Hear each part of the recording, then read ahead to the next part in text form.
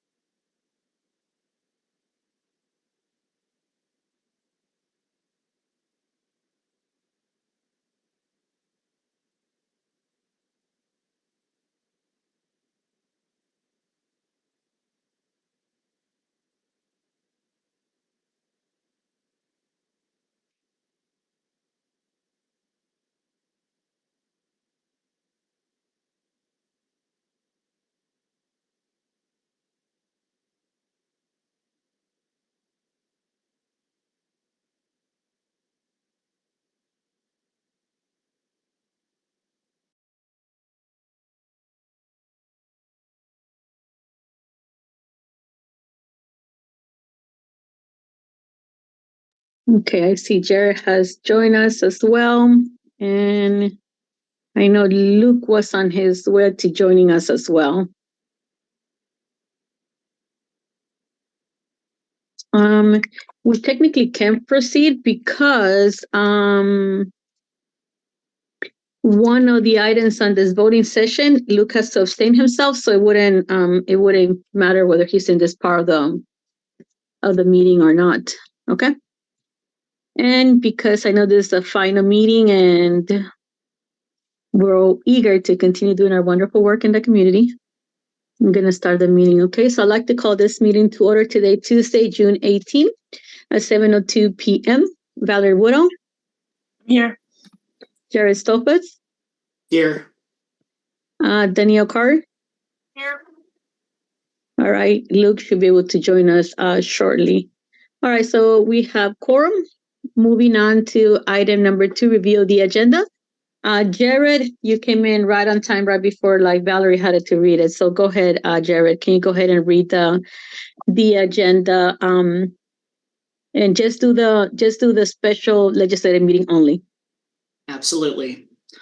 Agenda of the special legislative meeting of the Mayor and City Council, City of Mount Rainier, Tuesday, June 18th, 2024, 7 p.m. virtual meeting. Number 1, call to order, Pledge of Allegiance. Number 2, review of the agenda.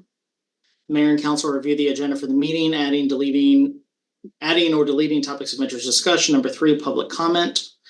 Please see page 2 of the agenda where the rules for public comment are listed. If you wish to speak, please advise during the virtual meeting. Number 4, second reading and adoption of resolution number 1-2024, resolution affirming the City of Maryland's commitment to human rights and support for the Congressional worldwide calls for an immediate ceasefire in Gaza, release of hostages, and condemning anti-Semitic, anti-Palestinian, and Islamophobic rhetoric and attacks. The Mayor and Council will have the second reading and adopt resolution number 1-2024. Number 5, vote on approval of minutes. The Mayor and Council will vote on approving minutes for the May 21st, 2024 work session. Number 6, adjournment.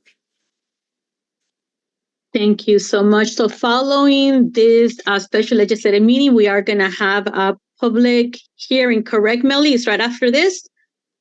Yes, Mayor. And then we're going to go into our work session. And some items have been removed by Councilmember Stoffen and Councilmember Chesek. So it should be a very, very short meeting. All right. So thank you guys so much. That is the review of the agenda. Item number 3, public comment. Oh, sorry. We're going to move on to Pledge of Allegiance. Jared, can you please lead us in the Pledge of Allegiance? Yep. Thank you. I pledge allegiance to the flag of the United States of America and to the republic for which it stands, one nation, indivisible, with liberty and justice for all. Thank you so much. All right. Moving on to the next item. Oops, sorry. Public comment. Can you put the little script to, up, Melly, please? So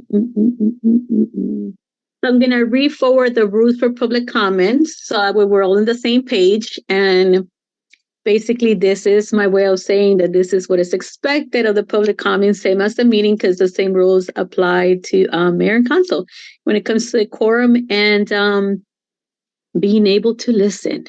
So the mayor and council invites and welcomes comments at public meetings. The mayor or presiding officer will recognize you. Please introduce yourself first, last name for recording purposes, and give the name of the street and block number, i.e. 4300 block of 34th Street. Please indicate in the chat whether you like the mayor to read your comment or you will speak on your comment. So put read if you want me to read it, and if you don't put read, then it's just there. But you have to put name, last name, and block and street number, so I know you want me to call upon you, okay? While speaking, maintain a courteous tone and avoid personal attacks. If you wish to lodge a complaint about the performance or conduct of a city employee, please bring your concerns to the attention of the city manager, who will look into the matter and respond to you. As a courtesy to the residents of business, the council requests that speakers not use specific addresses or names of individuals when describing a situation or making a complaint, noting the block is preferred over the specific address. And we do, as we have been very fortunate in various meetings for the public comment. Thank you, community, for making sure that even if there was difference of opinion, you have been very respectful towards each other. So make the same on this wonderful last meeting of our fiscal year, okay? All right, so thank you guys so much. So I see a couple of people already that they wish to speak right now in public comment. So I have just SB for 4,000 block of 31st Street. You don't have to put a specific number. Go ahead, Jess. The mic is here. You have 3 minutes. 3 whole minutes. I didn't plan for that. My name is Jess Epstein. You may remember me. I spoke during the last discussion of the Mount Rainier resolution for ceasefire. My understanding is that a few things have caused some concern or lack of enthusiasm about that resolution for some on the council, and I want to speak to them. First, I heard during that meeting after I had initially spoken, so that I could not respond, a number of my Jewish comrades, I myself am Jewish, speak to a sense of lack of safety and lack of belonging, and the ways that they felt hurt by what they perceived to be a lack of acknowledgement in the resolution of Israel's suffering and the plight of the hostages. I feel. I want to go on record as a Jewish person that I feel quite differently about this.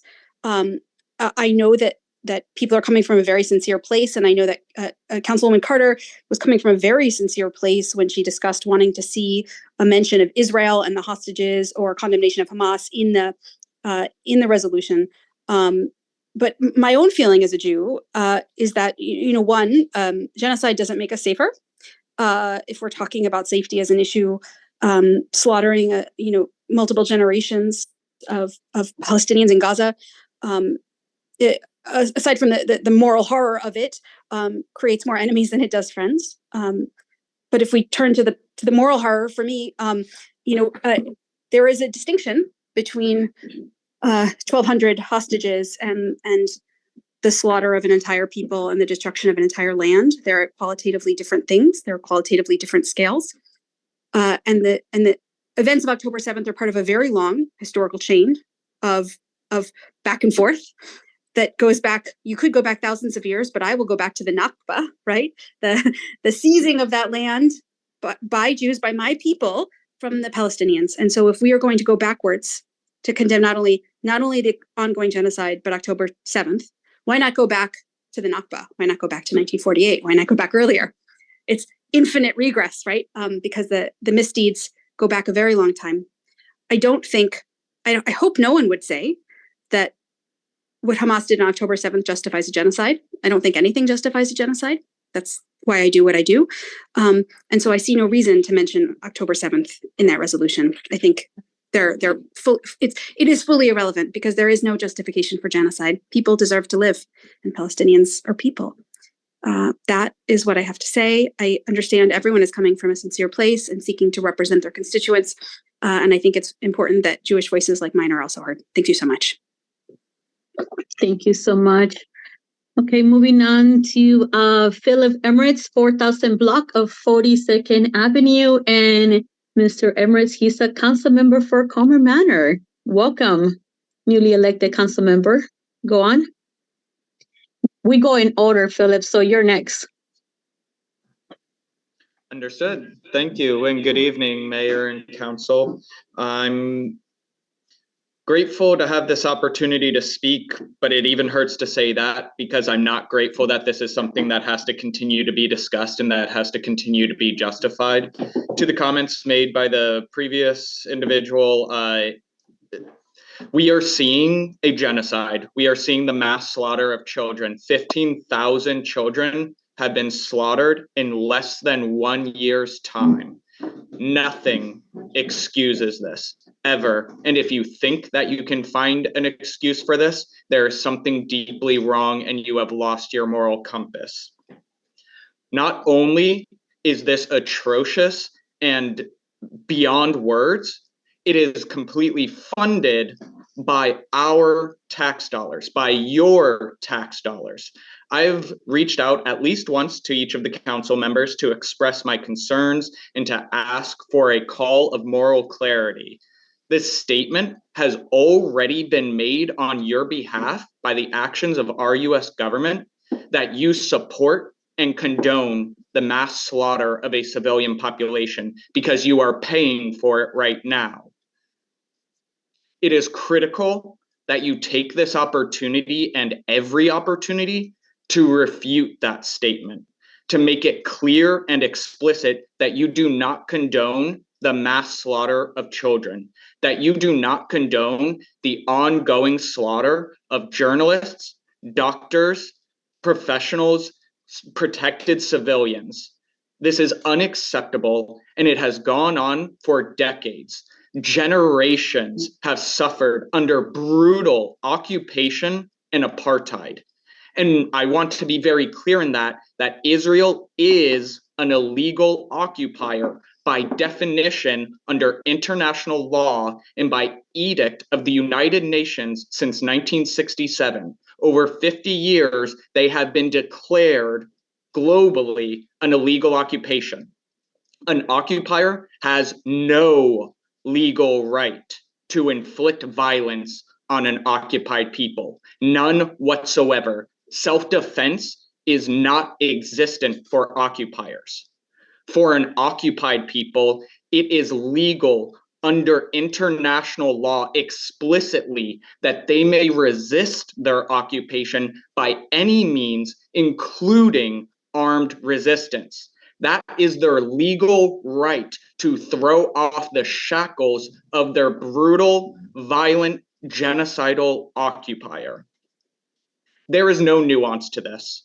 This is insane that we continue to have to argue for such a meager measure as requesting a ceasefire. Please find your moral clarity. Do not condone the slaughter of children. Thank you very much. Thank you so much. Just a reminder, even if a name of the person do not call it, you guys could say a council member, but please do not call the name of the council, and we all know who they are. Okay. So moving on, I apologize. Every time somebody has a thing, it moves. Let me see. Gabe Poppins 41. You guys are not following instructions. 4100 of 28th Street. You guys don't have to put the specific house. Go ahead, Gabe. The floor is yours. Apologies, I don't have a lot of experience speaking on Zoom. It's okay. Thanks for the opportunity to speak. I have a somewhat different point of view. Of course, I want to see a peaceful resolution to the conflict in Gaza, just like everyone else, and the return of hostages, just like everyone else. My comment is more addressing whether this is an appropriate action for the Mount Rainier City Council to take, and I think that it's not for several reasons. First of all, government to government negotiation in these international situations is done at the federal level. We all, as Mount Rainier residents, have the ability to petition our members of Congress and the executive branch to let them know what we think they should be doing. And in fact, they're already vigorously pursuing a ceasefire, as I assume everybody knows. So I don't see any need for the city of Mount Rainier to get involved. Secondly, there's no way that a resolution can represent the views of the 8,000 plus residents of Mount Rainier. My understanding is that several dozen residents have perhaps weighed in favor of a resolution that's less than 1% of the population. So, you're not speaking, you cannot possibly be claiming to speak for the city as a whole. I realize you have to make decisions without, polling all the residents all the time, but in this case, you don't have to make a decision. You can just not pass a resolution. Thirdly, and probably most importantly to me, I'm just concerned about the precedent that this would set. Is the city council then now going to be expected to weigh in on national, international issues all the time going forward? Why hasn't the city council weighed in on the war in Ukraine or the situation at the southern border, among two of many very complex, difficult situations going on in the world that the U.S. government is deeply involved in? I would at least, I would urge you to first discuss, consider, and put to the public some guidelines for when the city council is going to get involved in these issues that are far beyond Mount Rainier. And lastly, as far with respect to the language condemning anti-Semitism, Islamophobia, and anti-Palestinian rhetoric, of course I agree with all of that's very well-meaning stuff. As a Jew, lived in Mount Rainier for more than 15 years. I've never ever experienced anti-Semitism, and except possibly until this council meeting, I'm sad to say. And I just do not see a need for the city to be making proclamations about issues that don't seem to be the kind of major issues facing our community right now. So those are my reasons for urging you to not pass this resolution, even though I do believe it's probably well intended. Thank you. Thank you, Gabe. Just as a point of information, the city has taken a stand when it came to Iran. And this is a resolution that was brought up by the residents. Residents have brought up the resolution, for, let's say, for Ukraine. Then, we'll decide whether or not to talk about it, right? But it hasn't been only a dozen, it's been more than 80 residents that have actually signed a petition when it comes to the subject. So that's the reason why it's also here. So just as a point of clarification, okay? And the other language was put there because people felt that if a resolution was put together, it was calling for anti-Semitism. So wanted to make sure we also address that this is a city that is a welcoming city. And we also have put statements out when it comes to the border, even back when it came to supporting DACA and TPS and so on and so on. So we've been at this, especially with the border thing, quite a few. As a matter of fact, I got arrested twice, not 3 times, for civil disobedience when it comes to the subject. So just as a point of clarification, the city knows because they've been informed. But yeah, okay. Thank you so much for your feedback as well. I appreciate it.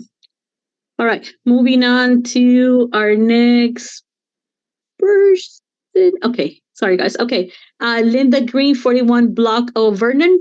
Varnum. Oh my God. Sorry, you guys. Go ahead.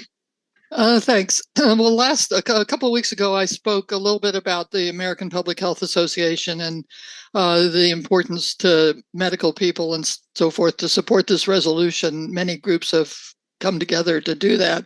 And amazingly, finally, the American Medical Association passed a very weak resolution. This one's much better, but at least they did finally say something. I think that the reason I feel strongly about this, beyond all the things that were said about the catastrophe in Gaza, is that the effect on speech in the United States has been really vicious to attack anyone who supports Palestine or Gaza or really has anything to say. It's been labeled anti-Semitism when you oppose this state of Israel, and there's been a lot of debate about that, but I don't think that that's anti-Semitism, and I think we have to be clear about that.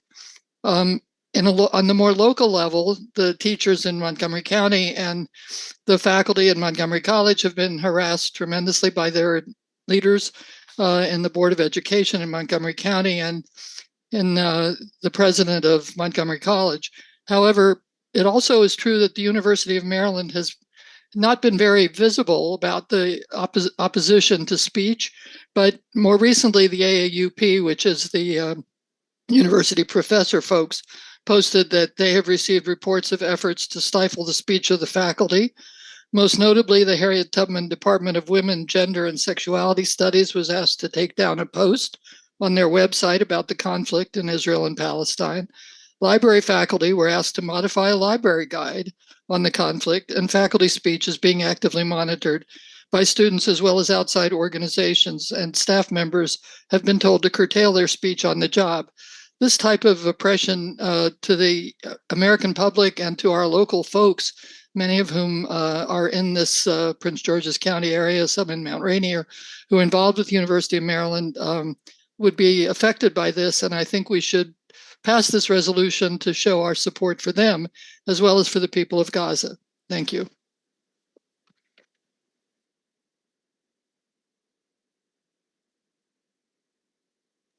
Mayor, you're muted.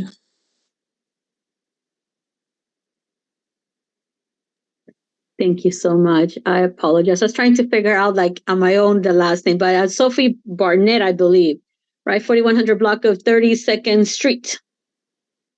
And then I have Jimmy and then Julie. Go ahead. Sophie?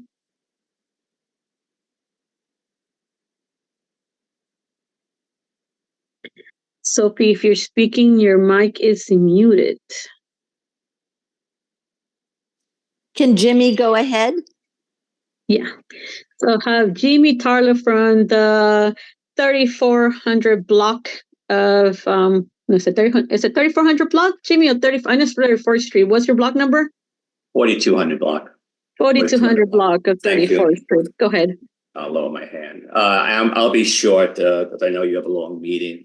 I support the resolution. I just want to say that there is a history of our city council supporting resolutions that don't necessarily affect the concrete policies of the city. When I first moved in here, one of the things that attracted me was I think Mount Rainier was the first city to be a nuclear-free zone. There are other resolutions we've done in terms of being a welcoming city for people from other countries. We've taken positions on that, and it's also other state bodies. Being in a legislature, it wasn't common practice, but there were often resolutions in support of national legislation, even though the state had nothing to do with national legislation. And nationally, Congress passes resolutions that really have very little to do sometimes with policy. I think the point is that this is a major issue coming on, and our city taking a position on that kind of adds to the pressure on Congress and on our legislature and the congressional representatives to take a position to more actively support a ceasefire in Gaza. It's true that we haven't done a referendum. We don't do a referendum on a lot of issues, and people are elected to represent their constituencies and also to represent what they believe. And it's always a a combination of, do you represent what you personally believe, or do you represent what the people in your district are? And, you often have to take your own position on that. And if people don't like it, they can vote you out of office. So I think it's good that the city takes a position. I think it's one of the key issues of our times. And the city being silent, I don't think is a good sign. There are a lot of other cities that have taken a position on this before us, and I hope we would join the other communities that are supporting a ceasefire. So thank you, and nice seeing you, and I miss you a little bit. Hey, you miss us a little bit, not enough to join us back, Jimmy. So Jimmy's a former council member for the city of Rainier, former delegate, former council member who was brought back again to fulfill a seat. We enticed you enough, Jimmy, to come back for another short term, but he's like, no more, we're done. All right, perfect. Thank you, Jimmy, for your feedback and the historical reference as well. Okay, so do I have Sophie Barnett online now? Or you want to go, Julie? Go ahead. Yeah, okay. I would like to start off by saying I'm a Jew that supports the ceasefire resolution, and as well as an end to the brutal occupation of Palestine by the so-called State of Israel. And just everything that we've witnessed over the past 8 months has been horrific, and no one should have to see that. No one should have to go through that. And I think it's the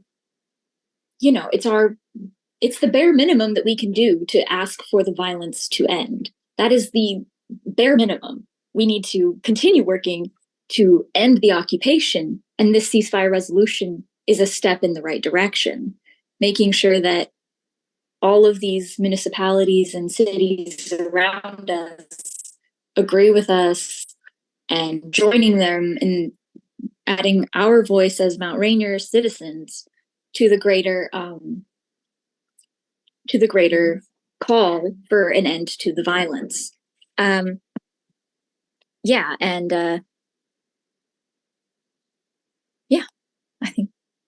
think that's all.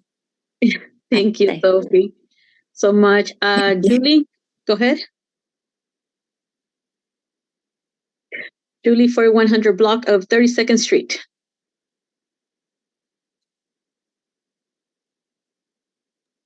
Yes, sorry about that. Go ahead. Yes, I wanted to address, I also am in support of the ceasefire resolution. And Jimmy said a lot what I was going to say about the justification, the explanation, and the need and the right that we have to speak as a municipality on these important issues, of which we really have done often in the many years that I have been a resident of the city of Mount Rainier. I also wanted to say in response to Gabe that we had a kind of an informal, it wasn't really a petition. We just talked to people for a few hours here and there in the street, in the farmers market, and around 80 people signed on in support of this resolution. So it was, not an inconsiderable number, and many, many, many people were. It was very enthusiastic, and very few people demurred. And if there had been, more, talking to more people, I have no doubt that more people also would have supported it.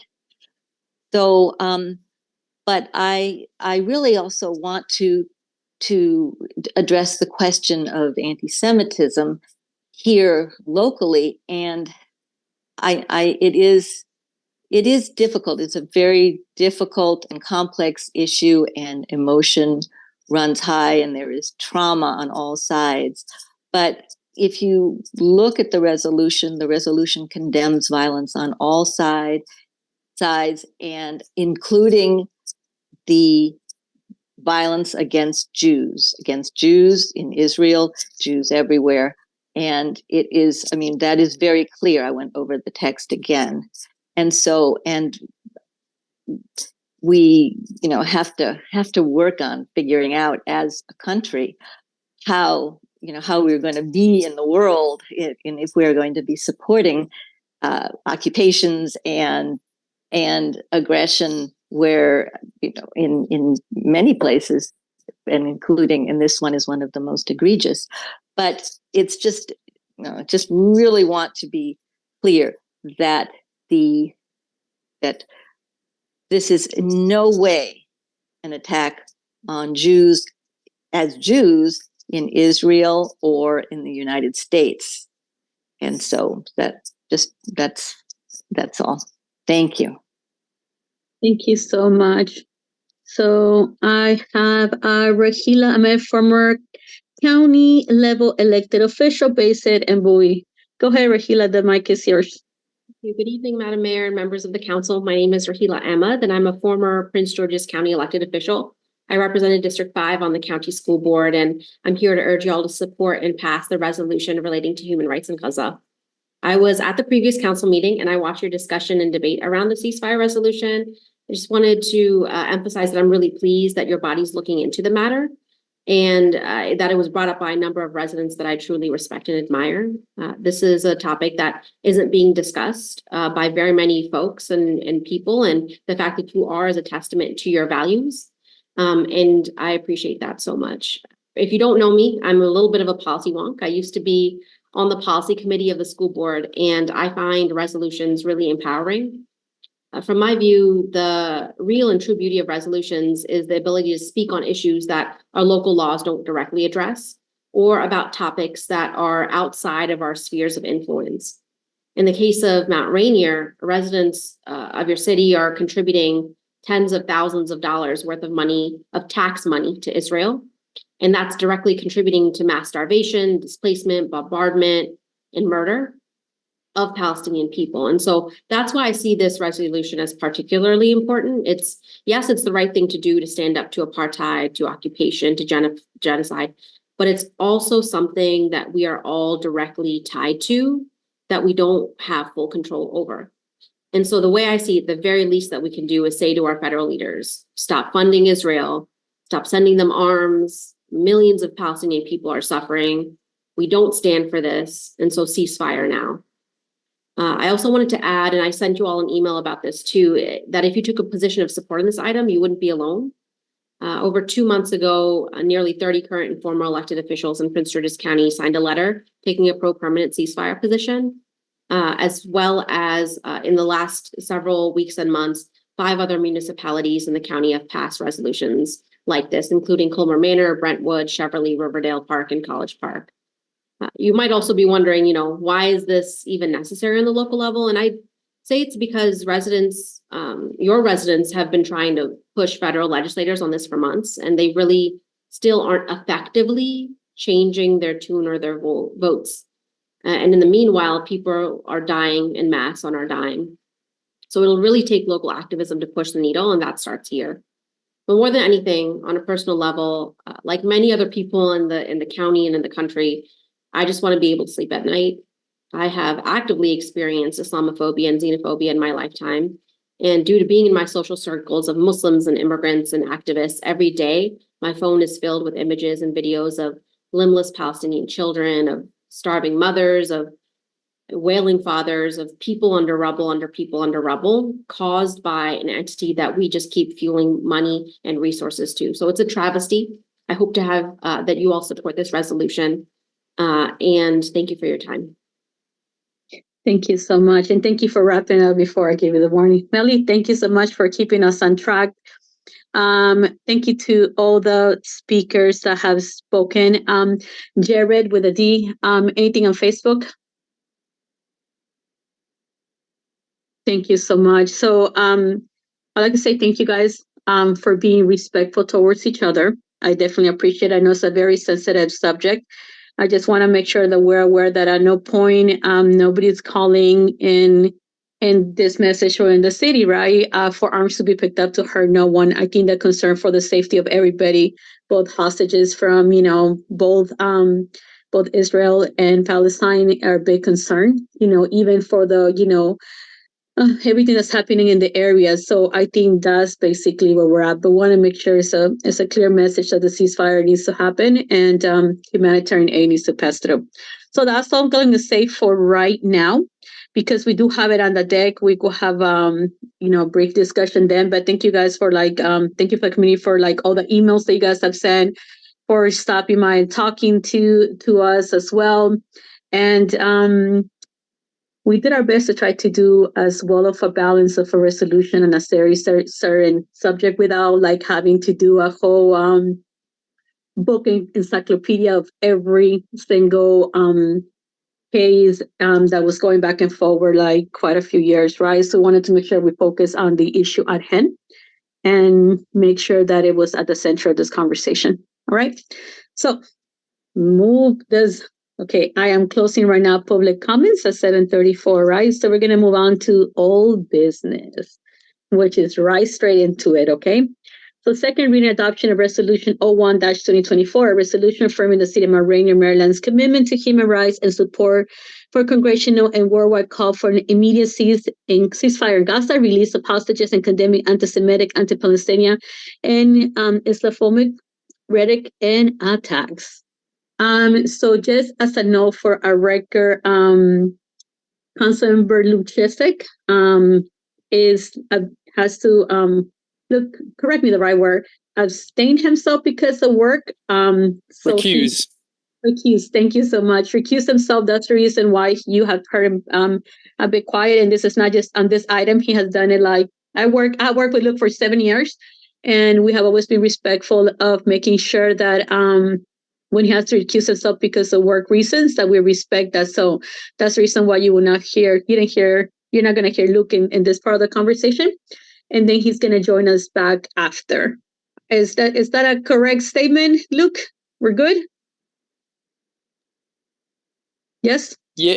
I'll just say, yeah, I'm a federal employee, so resolutions that petition the executive branch to do anything, I have to recuse myself from those resolutions. They're not an indication of my personal opinion on any of these matters. So thank you. Thank you, Luke, for that. So I just want to make sure it's clear, because I don't want Luke to receive a bunch of emails when, there's no ill intent on it, So, all right. So, Jared, I need to step in as in order to work with me as Vice Mayor on this. Can you go ahead and read the whole entire resolution one more time to make sure it's clear? Go ahead, and then I'll move on to the next one. Yep. Get hydrated, because it is a heat wave. Sorry. Go ahead. City of Mount Rainier Resolution number 1-2024, introduced by Mayor Selena Benitez. A resolution affirming the City of Mount Rainier, Maryland's commitment to human rights and support for congressional worldwide calls for an immediate ceasefire in Gaza, release of hostages, and condemning anti-Semitic, anti-Palestinian, and Islamophobic rhetoric and attacks. Whereas the City of Mount Rainier has committed in word and in deed to the idea and practice that all people inherently of equal value and deserving of the same rights. Whereas the City of Mount Rainier advocates for the safety, dignity, freedom, and equality of all people of all faiths, beliefs, races, ethnicities, and nationalities. And whereas we as local leaders stand firmly against the recent rise of anti-Semitic, Islamophobic, racist, homophobic, anti-Palestinian, gender-based, and xenophobic attacks across the nation. And whereas since October 7th, 2023, over 1,000 people in Israel, over 35,000 Palestinians in Gaza have been killed in the past months, over whom over 13,000 are Palestinian children. And whereas the City of Mount Rainier recognizes the current crisis takes place within a long history and affirms that for a pathway to lasting peace and justice to be developed, the root causes of that crisis need to be addressed. And whereas Gaza is in a dire humanitarian crisis that worsens with each passing day, with a severe lack of medical aid, food, clean water, and shelter, and over 2 million Palestinians are facing displacement, homelessness, and starvation. And whereas the World Health Organization, the United Nations, Save the Children, Human Rights Watch, USAID, International Rescue Committee, His Holiness Pope Francis, more than 120 countries, and countless other organizations in Maryland and around the world have called for a permanent ceasefire to end the violence and suffering in Gaza and to be in accordance with international humanitarian law. Doctors Without Borders has advocated for a total ceasefire and the unconditional supply of humanitarian aid, including access to food, fuel, and water. Survival of people in Gaza depends on this, and whereas dating back decades, the city of Mount Rainier has a history of adopting resolutions on diverse issues happening outside our city borders that impact our constituents here at home in numerous ways, including morally, and acknowledges that we have the right and duty to speak on this matter, as well as the many other atrocities and emergencies around the world. And whereas the city of Mount Rainier is committed to ensuring that our neighbors of all backgrounds, including those from Arab, Jewish, Muslim, and Palestinian background, are firm to their worth. And whereas the United States hold immense diplomatic power and influence globally, including through the use of tax dollars, has the opportunity to save lives in Israel and Palestine and the region. In this moment, we are advocating to our state and federal leaders to use their power to call for peace.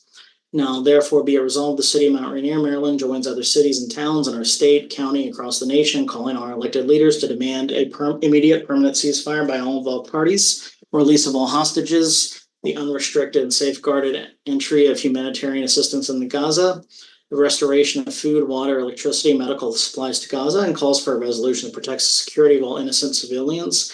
Be it further resolved that a copy of this resolution be sent to municipal elected leaders in Prince George's County, the offices of County Executive Angela Alsobrooks, County Council Chair Jolene Ivey, State Senator Malcolm Augustine, State Delegate Julian Ivey, State Delegate Ann Healy, State Delegate Diana Fennell, Governor Maryland West Moore, U.S. Representative Glenn Ivey, U.S. Senator Ben Cardin, U.S. Senator Chris Van Hollen, U.S. Vice President Kamala Harris, and U.S. President Joe Biden, urging them to take immediate action to use their precision, influence, and violence. Mandy, do me a favor. Can you go to the last paragraph, please? Just wanted to check something quickly. The only addition I'm going to add right here is to delegate Dani Tavares, because I don't see her in the list. But that'll be the one I'll be adding to it. My apologies. I think there was an error right there. Okay. All right. So I would like to call a motion to approve Resolution 01-2024 with the addition of with the amendment as presented. So moved.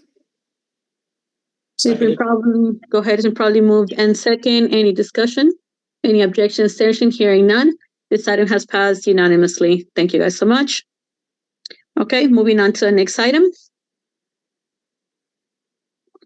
Thank you, Melly. Vote on approval of minutes for May 21st, 2024 work session. I'd like to call a motion to approve the minutes for May 21st, 2024 work session. So moved. Seconded. Probably move in second. Discussion, objection, abstention, hearing none. The minutes have been approved. Okay. And let me see. So this is the last special meeting that we have for today. I do want to give a big special thank you to the whole entire staff. As some of you guys knew, and some of you guys were very supportive. I was out a bit sick. You know, it was not pretty for me, but plenty of you guys stood up and make sure we took care of everything. So thank you guys so much. Same as staff. I know some staff members were going through very hard personal items, and we all put together to make sure that things were happening. So thank you to all that stood up for me. I avoided any personal meetings, and everything got switched to virtually. And if I wouldn't change to virtually, you guys stood up to make sure you guys attended in behalf of me and representing the city beautifully. So I would say that I'm very happy to have the team that I have. Thank you for being there and thank you for making sure that at all times, like, the best interests of the city are at hand. And I am much better, and you know me, I'm a busybody. I think we all are. So thank you guys so much for that. So I just wanted to make sure in the last meeting to say that it's been a great year. And I appreciate every single one of our staff members who go beyond and above.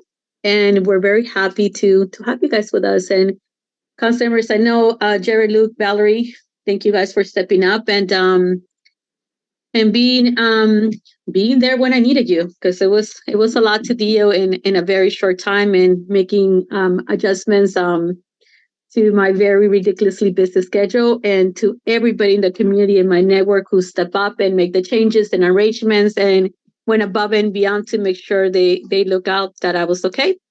I am so happy, So as you can tell, I took some sun today, enjoyed the community, and we had wonderful conversations today. I think I ran into at least 2 of you guys today, so that's always good news.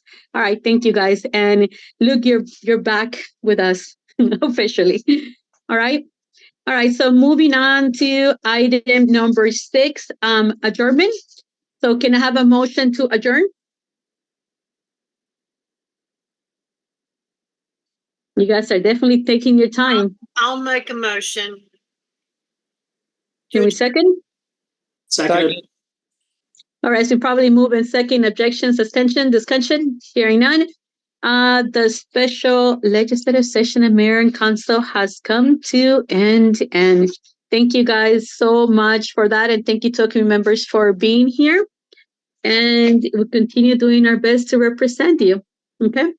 All right, so moving on to the next meeting, this agenda for the public hearing of ordinance number 04-2024, amending the Code of Ordinance of the City of Rainier, Chapter 13, quotations traffic to add Section 13-123.1, stop sign monitoring system to implement the authority of MD Code, annexation, transport, and Article 21-707 in accordance with the provisions thereof, and to amend Section 13-124, failure to pay fines for red light camera or speed camera violations to add stop signs monitoring system violations.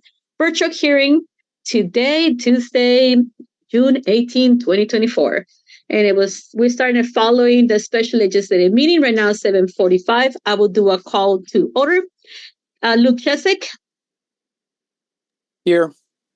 Valerie Woodall. I'm here. Jared Stolfus. Here. Daniel Carr. Here. All right, so please make sure that in the last meeting, Melly, it does shows that Luke came back and he was part of the meeting for adjournment, okay? But he did not interfere. He did not talk with the other one. All right. So that way it shows on his clean, perfect attendance record for Luke. I'm gonna give you a certificate, Luke, okay? All right, so moving on. So I did a call to order. Can Luke go ahead and review the agenda for me, please? Sure. This is agenda for public hearing of ordinance number 04-2024, amending the Code of Ordinances of the City of Mount Rainier, Chapter 13, Traffic, to add Section 13-123.1, stop sign monitoring systems, to implement the authority of Maryland Code, annotated transportation article, Section 21707, in accordance with the provisions thereof, and to amend Section 13-124, failure to pay fine for red light camera or speed camera violation, to add stop sign monitoring system violations. This is a virtual hearing held Tuesday, June 18th, 2024, following a special legislative meeting. 1 is call to order, 2 is review of the agenda, 3 is the public hearing as noted above, and 4 is adjournment.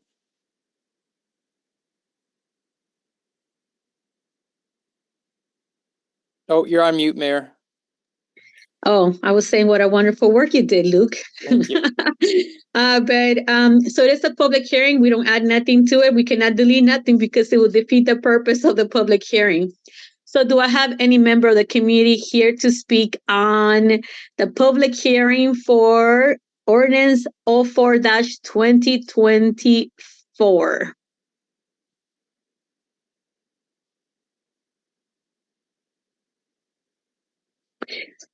Okay, while we wait to make sure I give it enough time, Jared, can you give us a brief synopsis of what it'll be adding to our code? Emphasize brief to that line item. Go on. Brevity is not my forte. So just a reminder, folks want a full background on this, go back about a month ago to our work session where we went. I did a presentation on this before the 2 weeks before introducing the ordinance the first time. So this amends our code to allow stop sign monitoring systems and allow the city to basically do traffic enforcement with the cameras on those systems. It does not actually implement them. It simply amends our code to allow the use of them as now permitted by state law. There was a Delegate Healy and our entire delegation and other folks passed this, and Governor Moore signed it in this ledge session this past winter. So to implement them, we would have to have a process in the fall or in the future, which could be in the fall or later, to have a public hearing and bring locations and considerations, and then take those for approval to County Council. So again, much more detail. If folks are listening right now for the first time, go back to the work session background. I did about a 20-minute presentation in detail on this resolution. But does that work? Thanks, Mayor. Thank you so much. So you heard clearly, this is not meaning that we're going to put stop camera signs tomorrow. This is just allowing the code to be able to do it. There's a whole entire process that includes submitting documents to the county council as well. So it's still the way for us to, but wanted to make sure we became prepared in order to do what we choose to do. All right. So anything on Facebook? All right, and I see no comments here, so I am making a motion to adjourn officially the hearing ordinance 04-2024. So move second. Where are you guys today? So moved. Second. Okay, discussion, objection session, hearing none. This hearing has come to an end. I'm wondering if you guys want to make this meeting longer than I want to make it, guys, because this is like, I have to beg you guys to do an adjournment. This never happened. I'm a little concerned there. All right, so moving on to the next one. All right, our agenda, and this is the last meeting, right, Melly, for the work session? Yes, Mayor. All right. Agenda work session of Mayor and Council for City of Rainier, Maryland virtual work session, Tuesday, June 18, 2024, following the public hearing that just ended a few minutes ago. All right, items for discussion. Can I have you read them, please? Let me do call to order before that, just in case one of you guys have decided to leave in the last second that I call you guys. Valerie Woodall. I'm here. Luke Chesick. You're not here. I'm here. I was like, you better not have left, Luke. Jared Sophers. I'm here. Jared, you didn't put your last name on the screen. You think I'm not going to remember your last name? Danielle Carr? Here. All right, moving on to review the agenda. Mayor and Council review the agenda for the meeting, adding or deleting topics of interest and discussion. All right, Luke, this is your read-through of the wonderful final work session for the current fiscal year of 2024. Go on, Luke. This is the agenda of the work session of Mayor and Council for the City of Mount Rainier. It's a virtual work session for Tuesday, June 18th, 2024, following a public hearing. 1, call to order. 2, review of the agenda. 3, presentation and discussion on potential projects for FY25 and introduction of new members to the Arts Commission. The Arts Commission will present potential projects for FY 2025 to the Mayor and Council for their feedback and introduce their new members. Excuse me. Number 4, proclamation for Juneteenth 2024. Mayor Selena Benitez will read a proclamation for Juneteenth. 5, presentation and discussion on a plan to increase safety in the city's downtown core. This one I think we're going to be taking off, so we can take that off. Read through and then we delete. Okay, read through, then we'll delete. 6, presentation of letter to WMATA regarding the Better Bus Network redesign. 7, presentation of letter to MNC-PPC on the West Hyattsville Queens Chapel sector plan. Councilmember Jared Stutzfos will present the MNC-PPC letter on the West Hyattsville Queens Chapel sector plan. 8, discussion on the Mayor and Council priorities. The Mayor and Council will have a discussion on their priorities.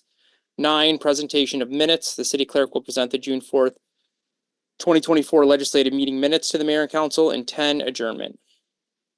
Perfect. Thank you so much. So you guys have heard the agenda. So Luke, you are removing item number, that is your item. What's item number 6? 5. Item number 5. Okay. Perfect. So item number 5, please strike it out of the agenda.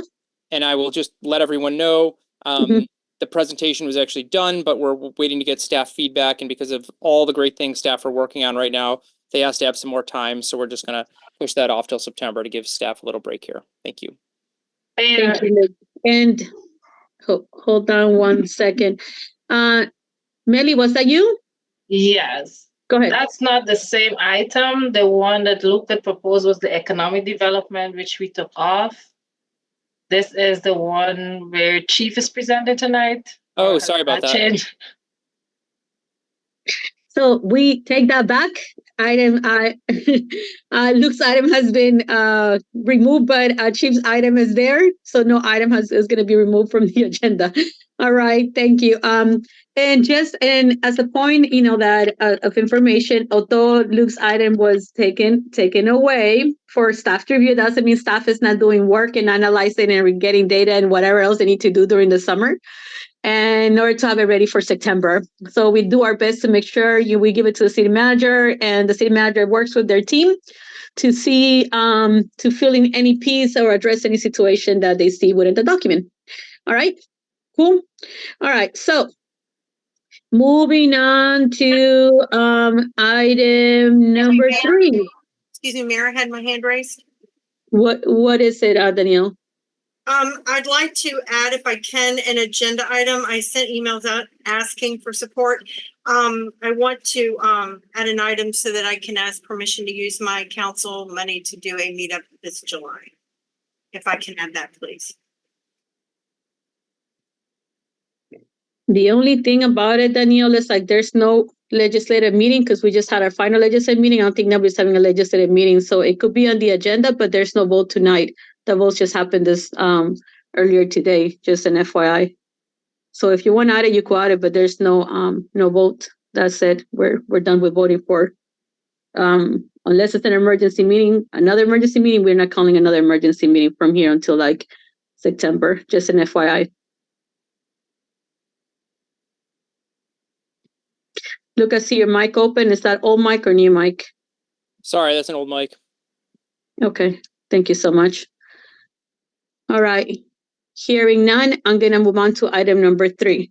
Presentation, discussion of potential projects for FY 2025, introduction of new members of the Art Commission. The Art Commission will present potential projects for FY 25 to the Mayor and Council for their feedback and introduce their new members. And for those that I want a little clarity for, the FY 2025 starts July 1st and it ends on next year on June 30, right? So, Luke, I'm going to cede the floor to you to introduce. I do see John, I see Rebecca. Let me see who else do I see here from the committee. Okay, so let us know who's here. Hello, Tesla. Let us know who is here from the committee and introduce them and see. Let me know who I pass the mic to. Okay. The first Luke. So thanks everyone. We have got, I know over the last several months, we've added a few people to the Arts Commission.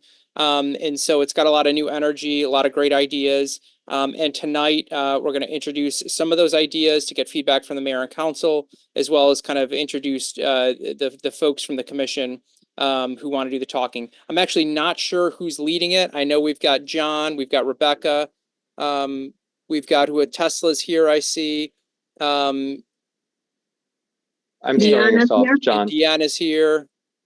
And so if somebody could just take it over. I don't see Tori here, but if somebody just let me know who's leading it, and then we'll just pass it over to you all. So raise your hand and then I call upon you who's leading it. John, that's you? Yep, it's me. All right, so John, the floor is yours. Go on. Thank you. Tori can't make it tonight, so it's the newbies are leading the charge. Good evening, everybody. First, we'd like to thank the City Council and members of the public for your time to take a look at this.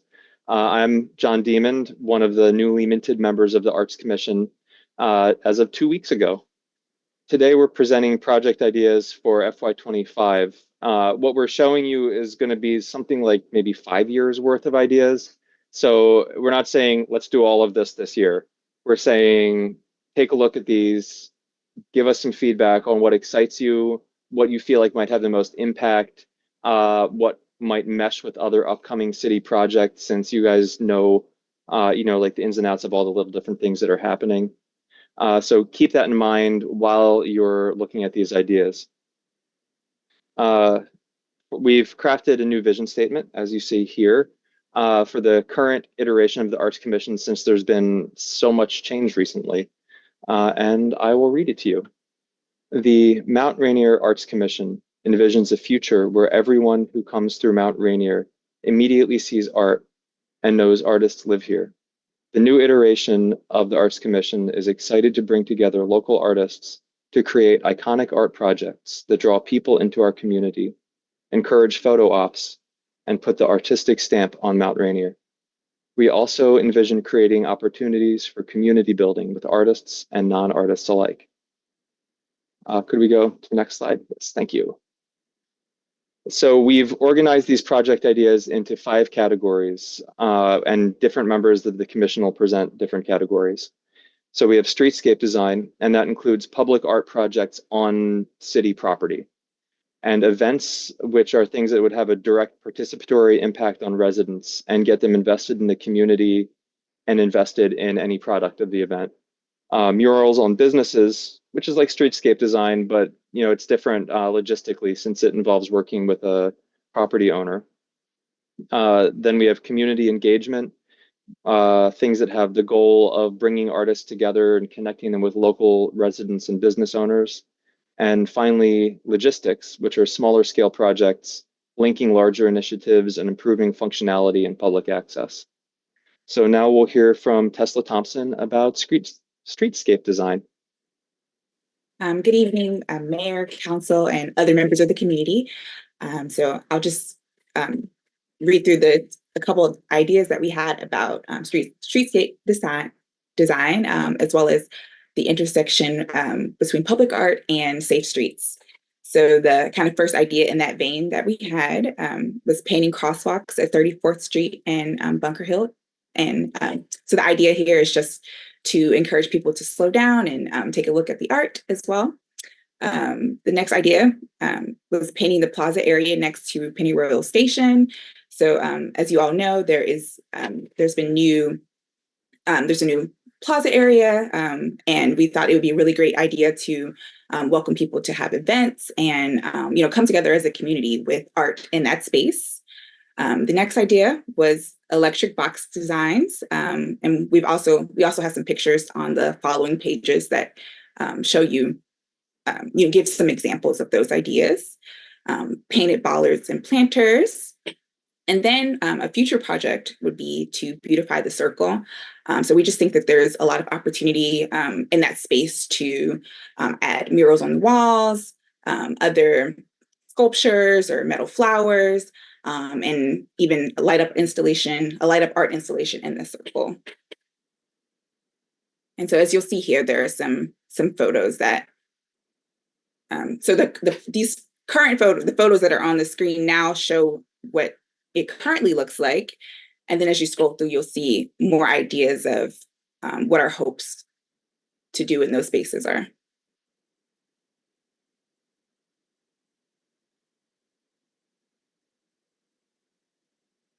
And we've also linked some articles that talk about how public art helps calm traffic and create a sense of place as well.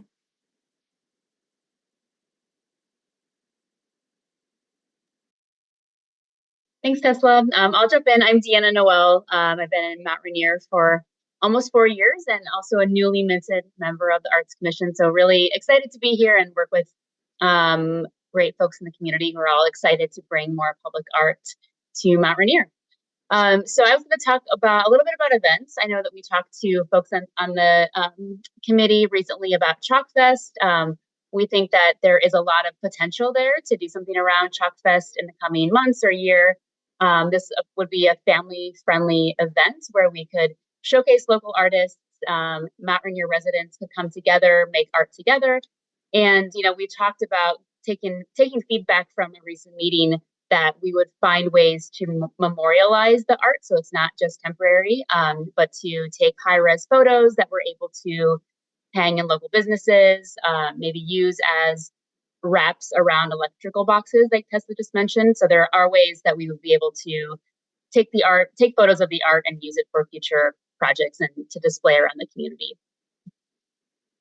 Murals are, of course, a core piece of public art. We're really excited to build on some of the murals that have been brought to the community over the years and do more of that.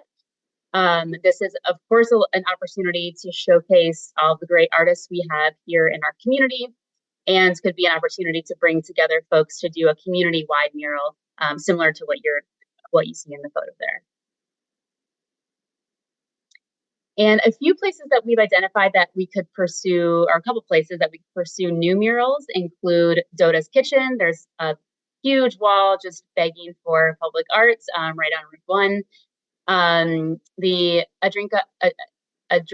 sorry, I always mispronounce that, space on 34th Street. There's a lot of area kind of on the top of that building that could be a really cool, interesting place to have public murals. And then we talked about the potential for doing some rehab and expansion of the mural on the lot. Hey, hi everyone. This is Becca Solo, yet another new member. Thanks so much for your time here. So I'm going to be talking about our community engagement ideas. And these are ideas where they would really require like little to no funding, but they would greatly benefit the local artist community. We found that a lot of local artists in our discussions with folks are really hungry for ways to connect with each other. So developing some ways, opportunities to meet up, share work, and develop relationships with each other and the community would be really valuable.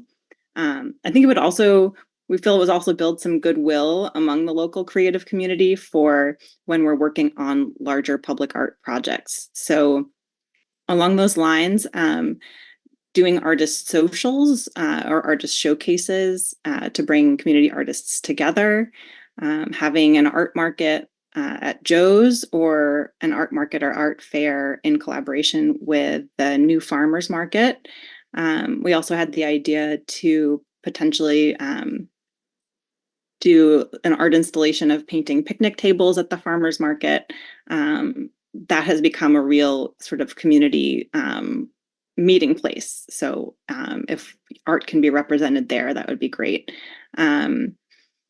Perhaps starting an art fund to purchase local art for government buildings. This is something that other cities have done where they, for example, set aside a certain percentage of new building project funds to go towards purchasing art for government buildings.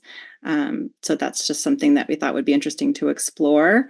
And then organizing some lunch and learns with the MRBA. I think a lot of local artists would be interested in gaining business skills. So for example, how to get grants and things like that. And I know personally, I would love to know more about getting grants for the Arts Commission. So logistics, this is again, these are things that would have little to no funding needed, but I think would have a great, would really add a lot to what we're trying to do. So the artist directory would basically sort of be like a literal directory of creatives in Mount Rainier, something searchable that would allow people to connect with each other and also connecting artists with local businesses.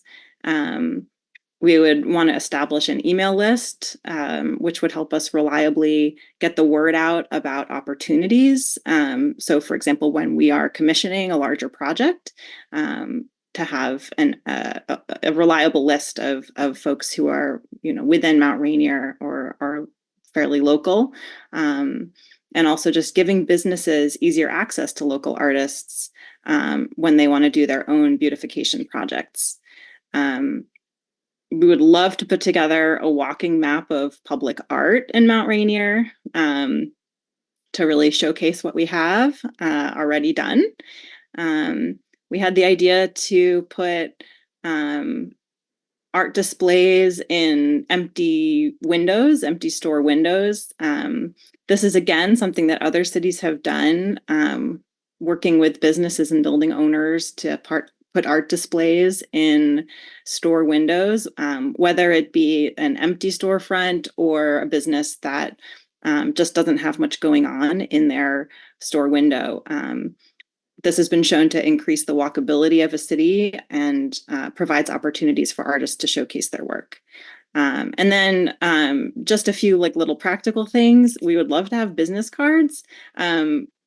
Tori went to an MRBA meeting and there were businesses there who were interested in connecting with the Arts Commission. It would just be really helpful to have something we can hand to them.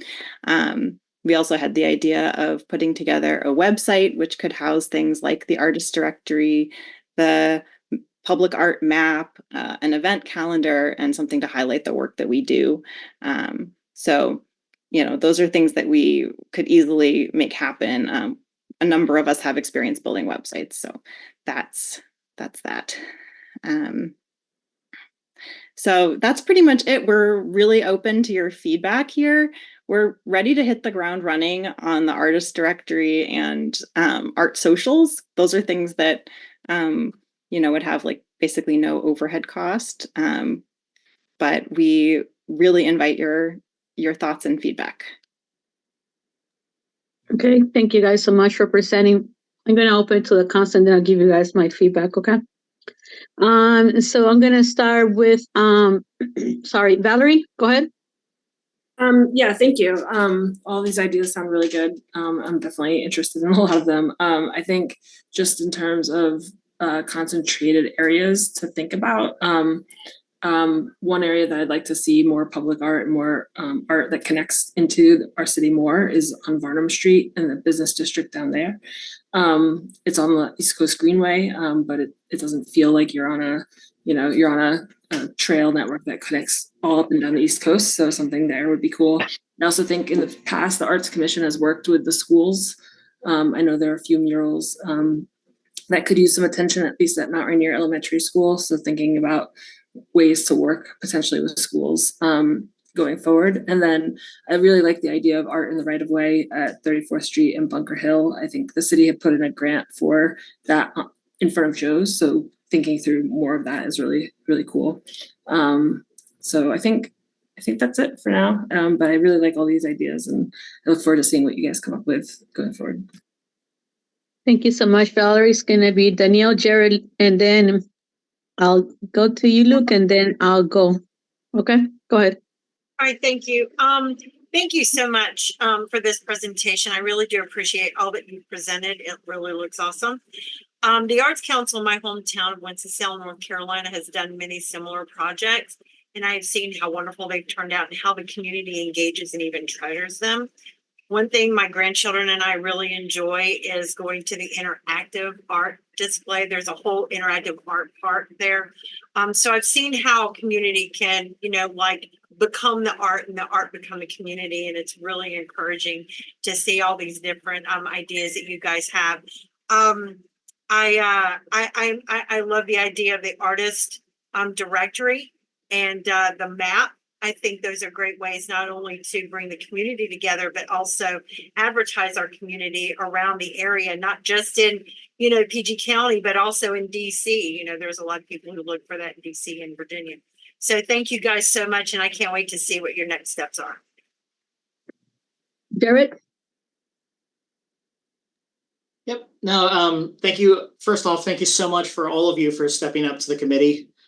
For spending your volunteering your free time and your passions and your expertise to contribute to the city. So I just want to thank all of you for taking the time, not only to come to this council meeting tonight, but for all the work you'll be doing on behalf of making this community a more better and a more artistic place. So I just wanted to also thank you for the depth and breadth of the ideas presented here. I really, in general, like all of them. I think ones that tend to resonate with me a lot are ones that are, have some more permanence.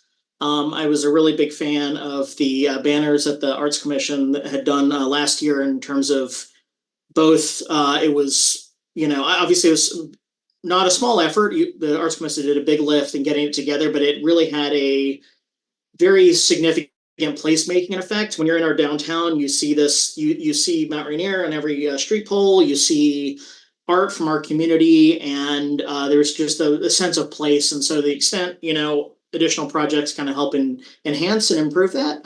That's the sort of thing I think I'd really look to the Arts Commission to kind of bring forward. And honestly, almost all the things you're bringing tonight, you're doing those things. So I just, in general, very supportive. And thank you again for your time. Thank you. Luke? Yeah, I appreciate you putting all these thoughts down on paper and bringing them to the mayor and council for feedback. I would say a couple of things. I think always think through your own capacity and what you can do and what you can plan. Everyone's giving their own time. And so be mindful of that and how much you can get done and how much you can commit to. Time is something that is, very precious, and we've all got lives. And so figuring out how you sequence the things you want to do, I think, is important. And a couple of thoughts on that is the stuff you talked about doing that could be relatively easy lifts. I think we can connect you with like the website piece and the putting together a registry of sorts. We can connect you with the city's website and see if we can get a page for the Arts Commission and kind of work it in that way so it's incorporated into the city's website. And I think we could figure out ways to do that. I think on the 34th and Bunker Hill, I think you should also connect with Mr. Kamali. The city's got a plan for that intersection as part of the larger street redesign effort. That's that 34th Street is one of the big ones there. So you want to connect with him and see the timeline for that project and make sure you're incorporated into that.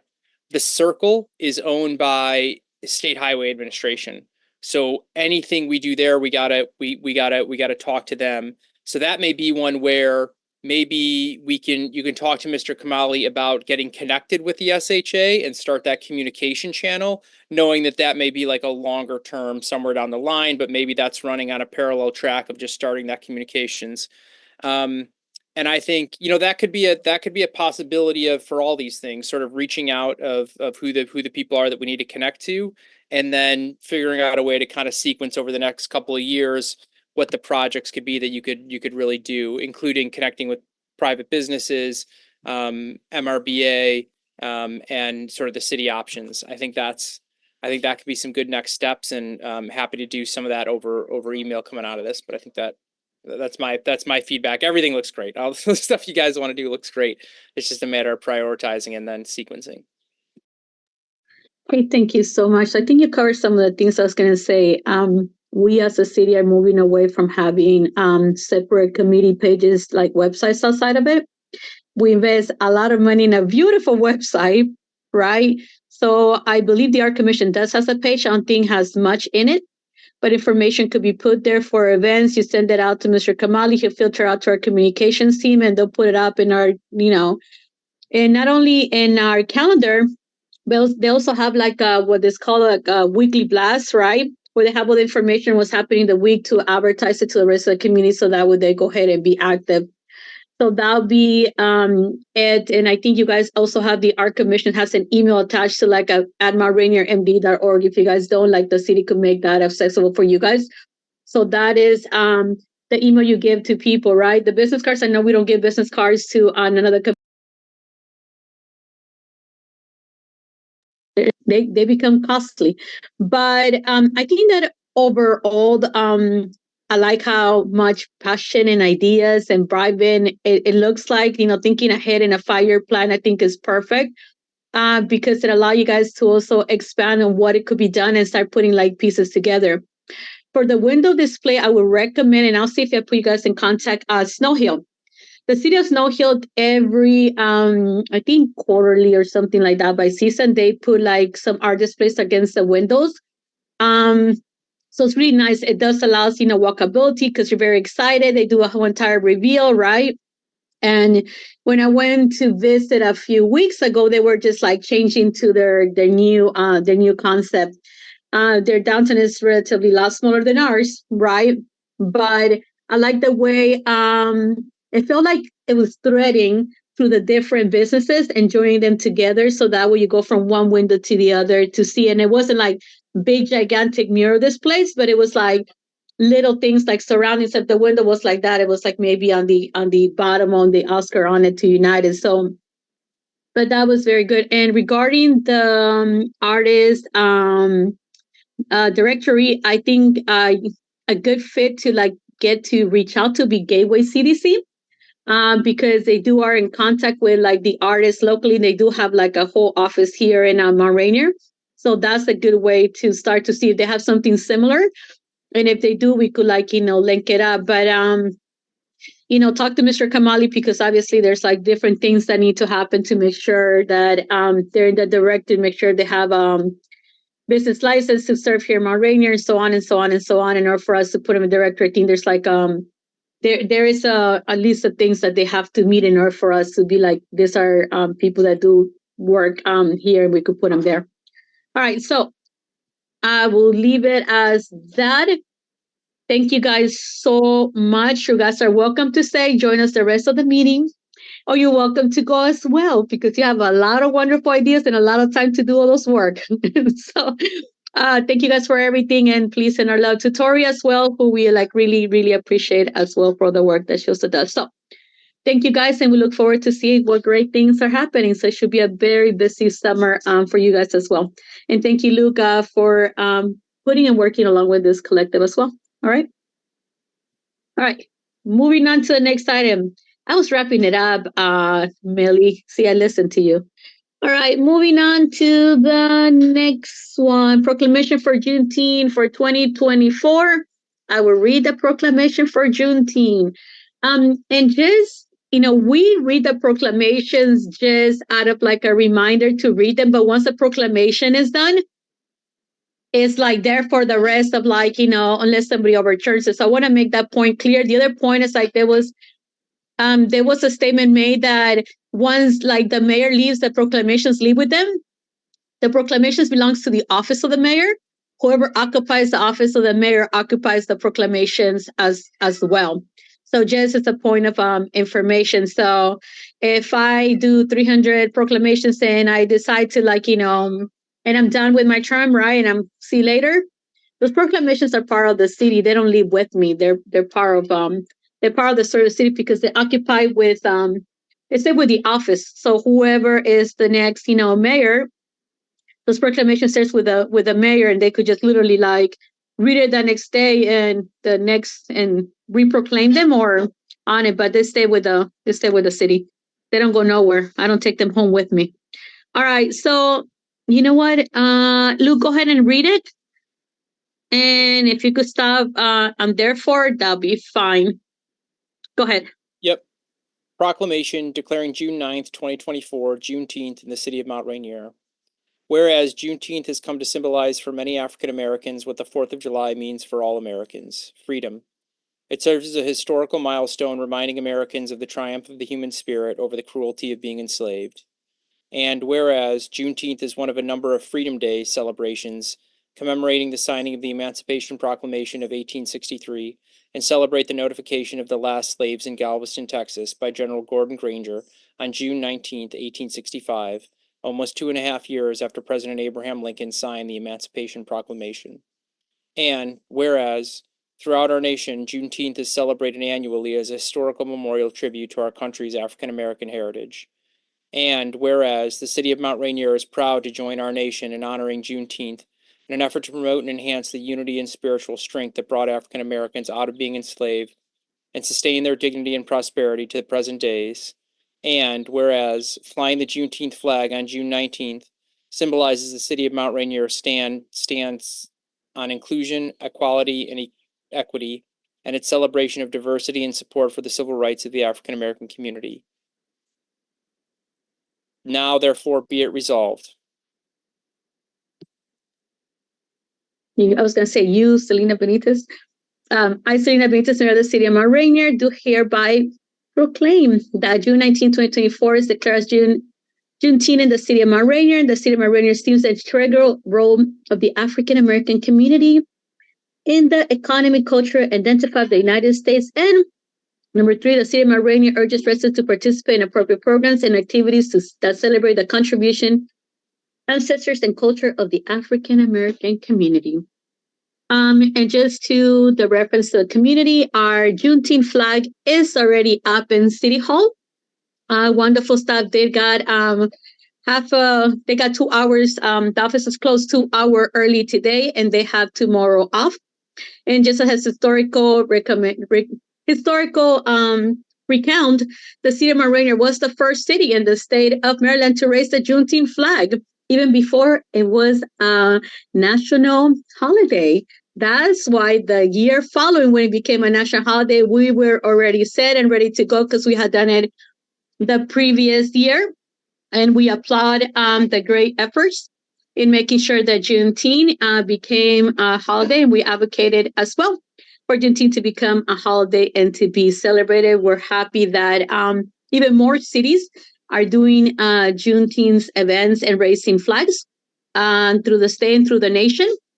And Ms. Opal, who is the founding mother of Juneteenth, who advocated to make sure happen, just received the Freedom Medal from President Biden for her efforts when it came to Juneteenth. So that's a little bit of information. The staff will be back on Thursday. Thank you, staff. I know the offices got closed, but some of you guys continue working along, so we have to basically almost kick you guys out of the building, to make sure you guys don't work anymore. But thank you guys for everything you guys do. And the flags, both LGBTQ Pride flag and Juneteenth flag are up in our building. We do not have flag raising ceremony because we don't have a pole, but once our city hall is back where it needs to be coming up, by next year, we should be able to have the flag raising ceremonies and go ahead and proceed with everything else. But in saying that, we wanted to make sure the flag was up, regardless of there was a poll or not. All right, so thank you guys so much. The proclamations are on the website under mayoral proclamations, and they are there having fun. And big shout out to the community as well. They put an outstanding Juneteenth event this weekend. Thank you guys so much. And also thank you to the city of North Brentwood, who celebrated their 100-year anniversary, our first incorporated city in Prince George's County, and also visit Eagle Harbor, our first unincorporated city with a beach, and Highland Park, our first resort and incorporated African American city as well. So I did my tour of all three. But thank you guys so much for everything, and thank you to our wonderful staff for making sure we follow through and we continue celebrating our community. All right. Moving on to item number 5, presentation discussion on a plan to increase safety in the city's downtown core. City Manager Karush Kamali and team, Chief of Police Lingual Austin, Director of Public Works Rhetoric, Director of Code Compliance Albert Ferrufino will present a plan to create safety in the city's downtown core or to mayor and council. So I'm going to pass the mic to Mr. Kamali so he could direct who from his team is going to say what and talk. But just the point of information, this is something the team has been working in various pieces, so they wanted to make sure they presented as a united plan. This doesn't mean that there's not very pieces of this plan that are already put into work, or a team has not been addressing safety, because they've done that very beautifully as well. They are very proactive when it comes to information, so this plan should be able to help put all the various pieces together that they've been doing, so that was more visual for the public. And as I would state the statement, there's a lot of stuff that they do that we will never publicly know, because it allows for them to do their work, right? And deal with everything else they need to deal with. All right, so Mr. Kamali, I'm passing the mic to you, and you direct me who's going to go first. And it's great to see Chief Austin, Director Ferrufino, Director De La Torre as well here, who are wonderful at working with our community as well. So thank you guys for being here and basically every day in the city. Go ahead. Thank you, Mayor and Council. I appreciate that. As you see in the picture, it's a nice picture. The area is clean, it's been power washed, and it's almost, there's nobody over there, and everybody can, safely use the terminal and ride the bus. So as requested by Mayor and Council, I worked with the team, and I appreciate Chief Austin, Rocio Latore, and Almo Ferfino, and Lieutenant Calloway and Detective Rufford and Marshals to put a plan together to increase the safety and maintenance at the bus, terminal in downtown area, which is going to be presented tonight by Chief Austin. So having said that, I know that it's been a long meeting tonight. So I turn it over to Chief Austin and ask him to, present the plan that we have for downtown area, which I'm sure is going to be a good plan. And so far we have made a lot of progress, as you see in the plan. So I turn it over to Chief. Chief, please go ahead and start the presentation. All right, thank you, Mr. Kamali. Good evening, Mayor and Council, members of the public. As you said, we're presenting our safety plan for our downtown core.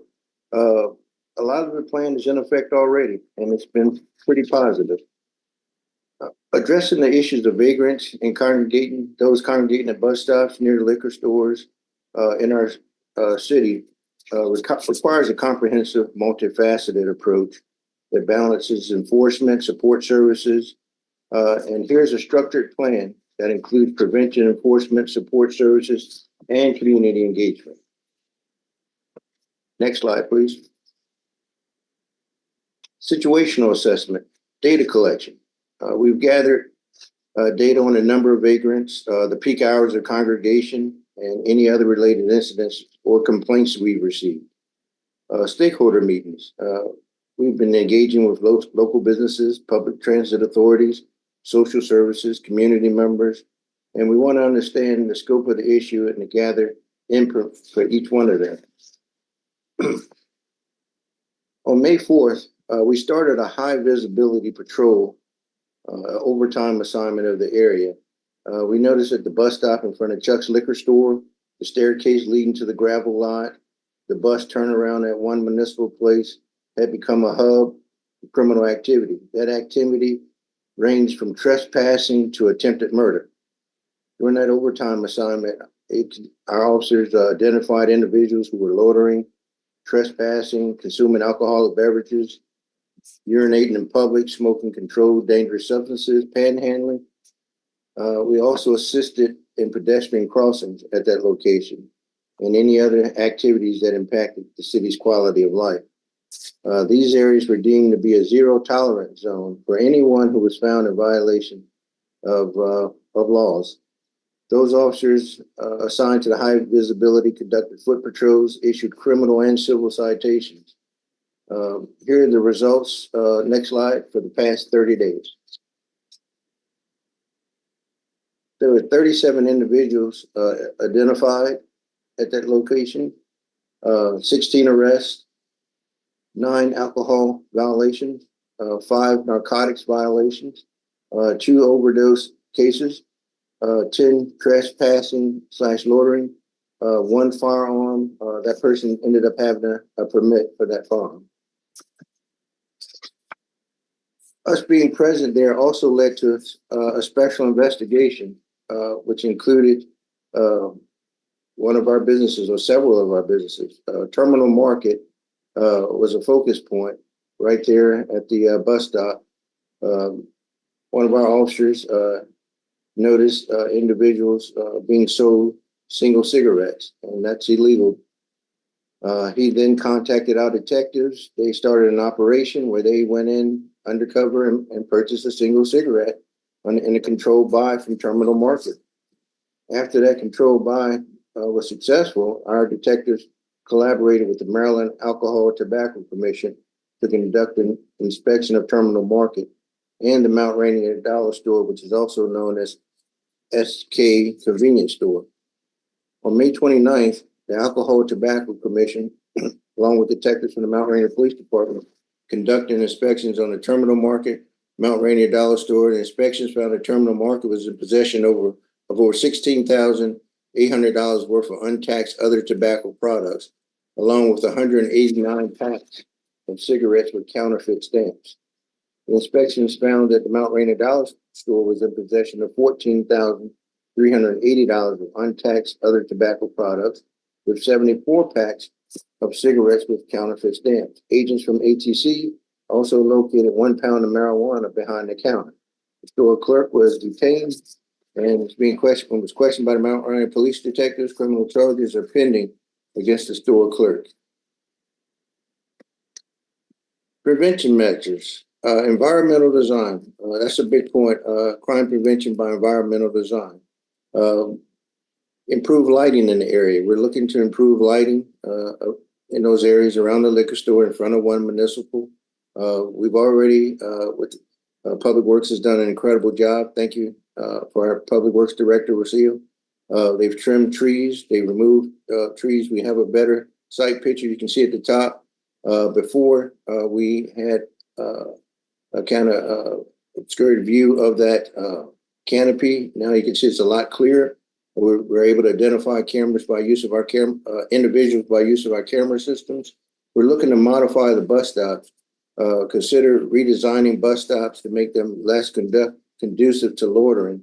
We're looking at adding individual seating so we don't have benches where individuals can lay out. And we want individuals to be able to utilize those the way they were purposed to do so.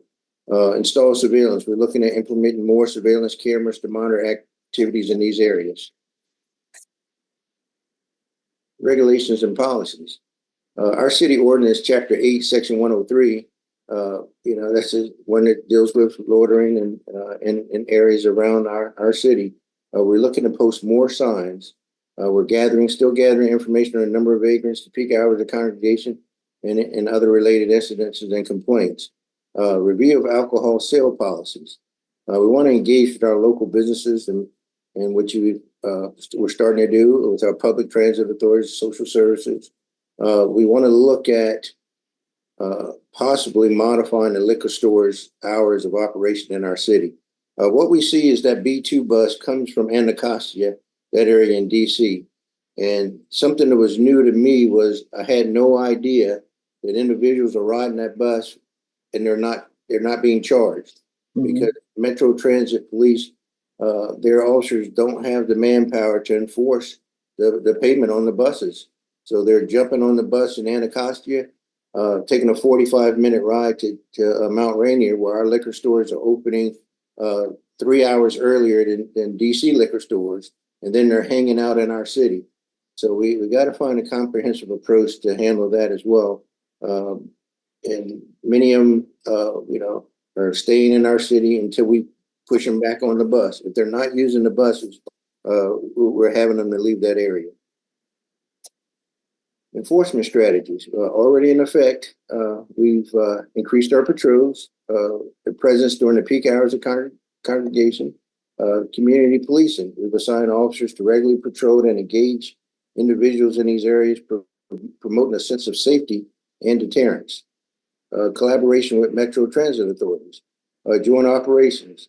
We had a great meeting with Metro Transit a week or so ago. Mr. Kamali and I are meeting with the chief of Metro Transit Police this upcoming Thursday. So we're starting a great collaboration in bringing notice to Metro Transit. Even though they're short-staffed, they're looking at, they like what we're doing. They may be sending plainclothes officers. Just this past Saturday, they sent 3 units when I was out there just to help us. 3 marked units. That's a picture at the bottom from this past Saturday. Zero tolerance policy. Immediate action. Implement a zero tolerance policy for public drinking, drug use, and aggressive panhandling, ensuring consistent enforcement. And we're doing that right now. Outreach programs. With our social services coordinator, who we have sent to the area of concern to assist people. Some people, we believe they wanted help, but it seems that they don't want help for their drinking problems. But I'm going to talk further about CIT in a second as well. But we've been offering assistance and connecting them with relevant services, shelter, food, medical care, if they're open to it. Mobile support units. Utilize mobile support units to provide immediate support and services directed at the bus stops. We have Prince George's County iMind, that's their mobile crisis scene.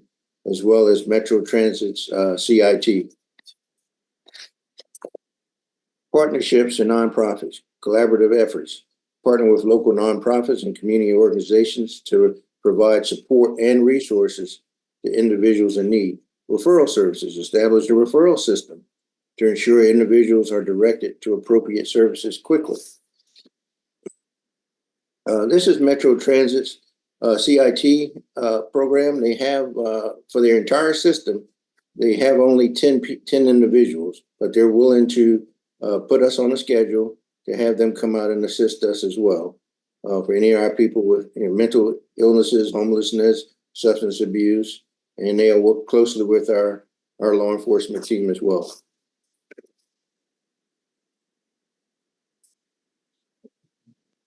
They're comprised also of civilian specialists. They help with de-escalation techniques, Narcan administration, active bystander law enforcement, diversion to treatment. Specialists provide sworn personnel guidance and redirecting to mental health treatment facility and services. Community engagement, public awareness campaigns, education programs, educate the community on the issues of vagrancy, the support services available, and the importance of reporting those incidences to us. That's also, it's a great benefit for us to work with the community when our business owners and our community members, point these things out to us that we don't accept this as the norm, but we can make a positive change and improve our quality of life, throughout any incidents in the city. Communication channels. Establish clear communication channels with community members to report concerns and make sure they feel comfortable, reporting that and providing feedback to them as well. Monitoring and evaluation. We're going to do a regular review, progress tracking. We're going to monitor the effectiveness of implementing strategies through regular data collection and analysis. Feedback loop. We're going to gather feedback from our stakeholders, including local businesses and residents. Adjustments and improvements.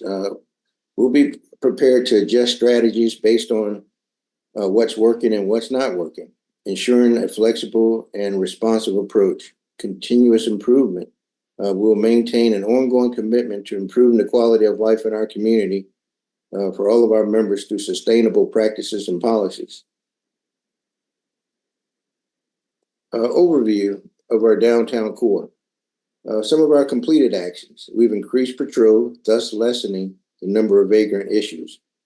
We've made a temporary post for our patrol on Perry and Rhode Island Avenue in that corridor. We've connected with representatives from Metro Transit and met on site on June 12th to discuss our concerns relating to the safety and maintenance of the bus terminal. The entire area was power washed by our Public Works team and by WMATA. Public Works has increased the monitoring of litter in the area and cleanup. 2 trees, one which was dead, were removed for visual clearance on these premises. Ongoing actions. We proactively will continue our efforts to enhance the quality of life in this area, as well as the rest of our community. We will enhance the lighting in the area to install additional signage, seek options for redesigning the bus stop area, and details to enhance the safety of those using the bus stops. Continuing our communication with WMATA and efforts to maintain the area working collaboratively with their police enforcement as well. Here's a picture of our team along with Metro Transit, one of their lieutenants and one of their captains. By addressing the issues comprehensively, focusing on both enforcement and support, and engaging with the community, the city of Mount Rainier can create a safer, more welcoming environment around its bus stops in the downtown core. And that ends our report. Thank you, Chief. Sure.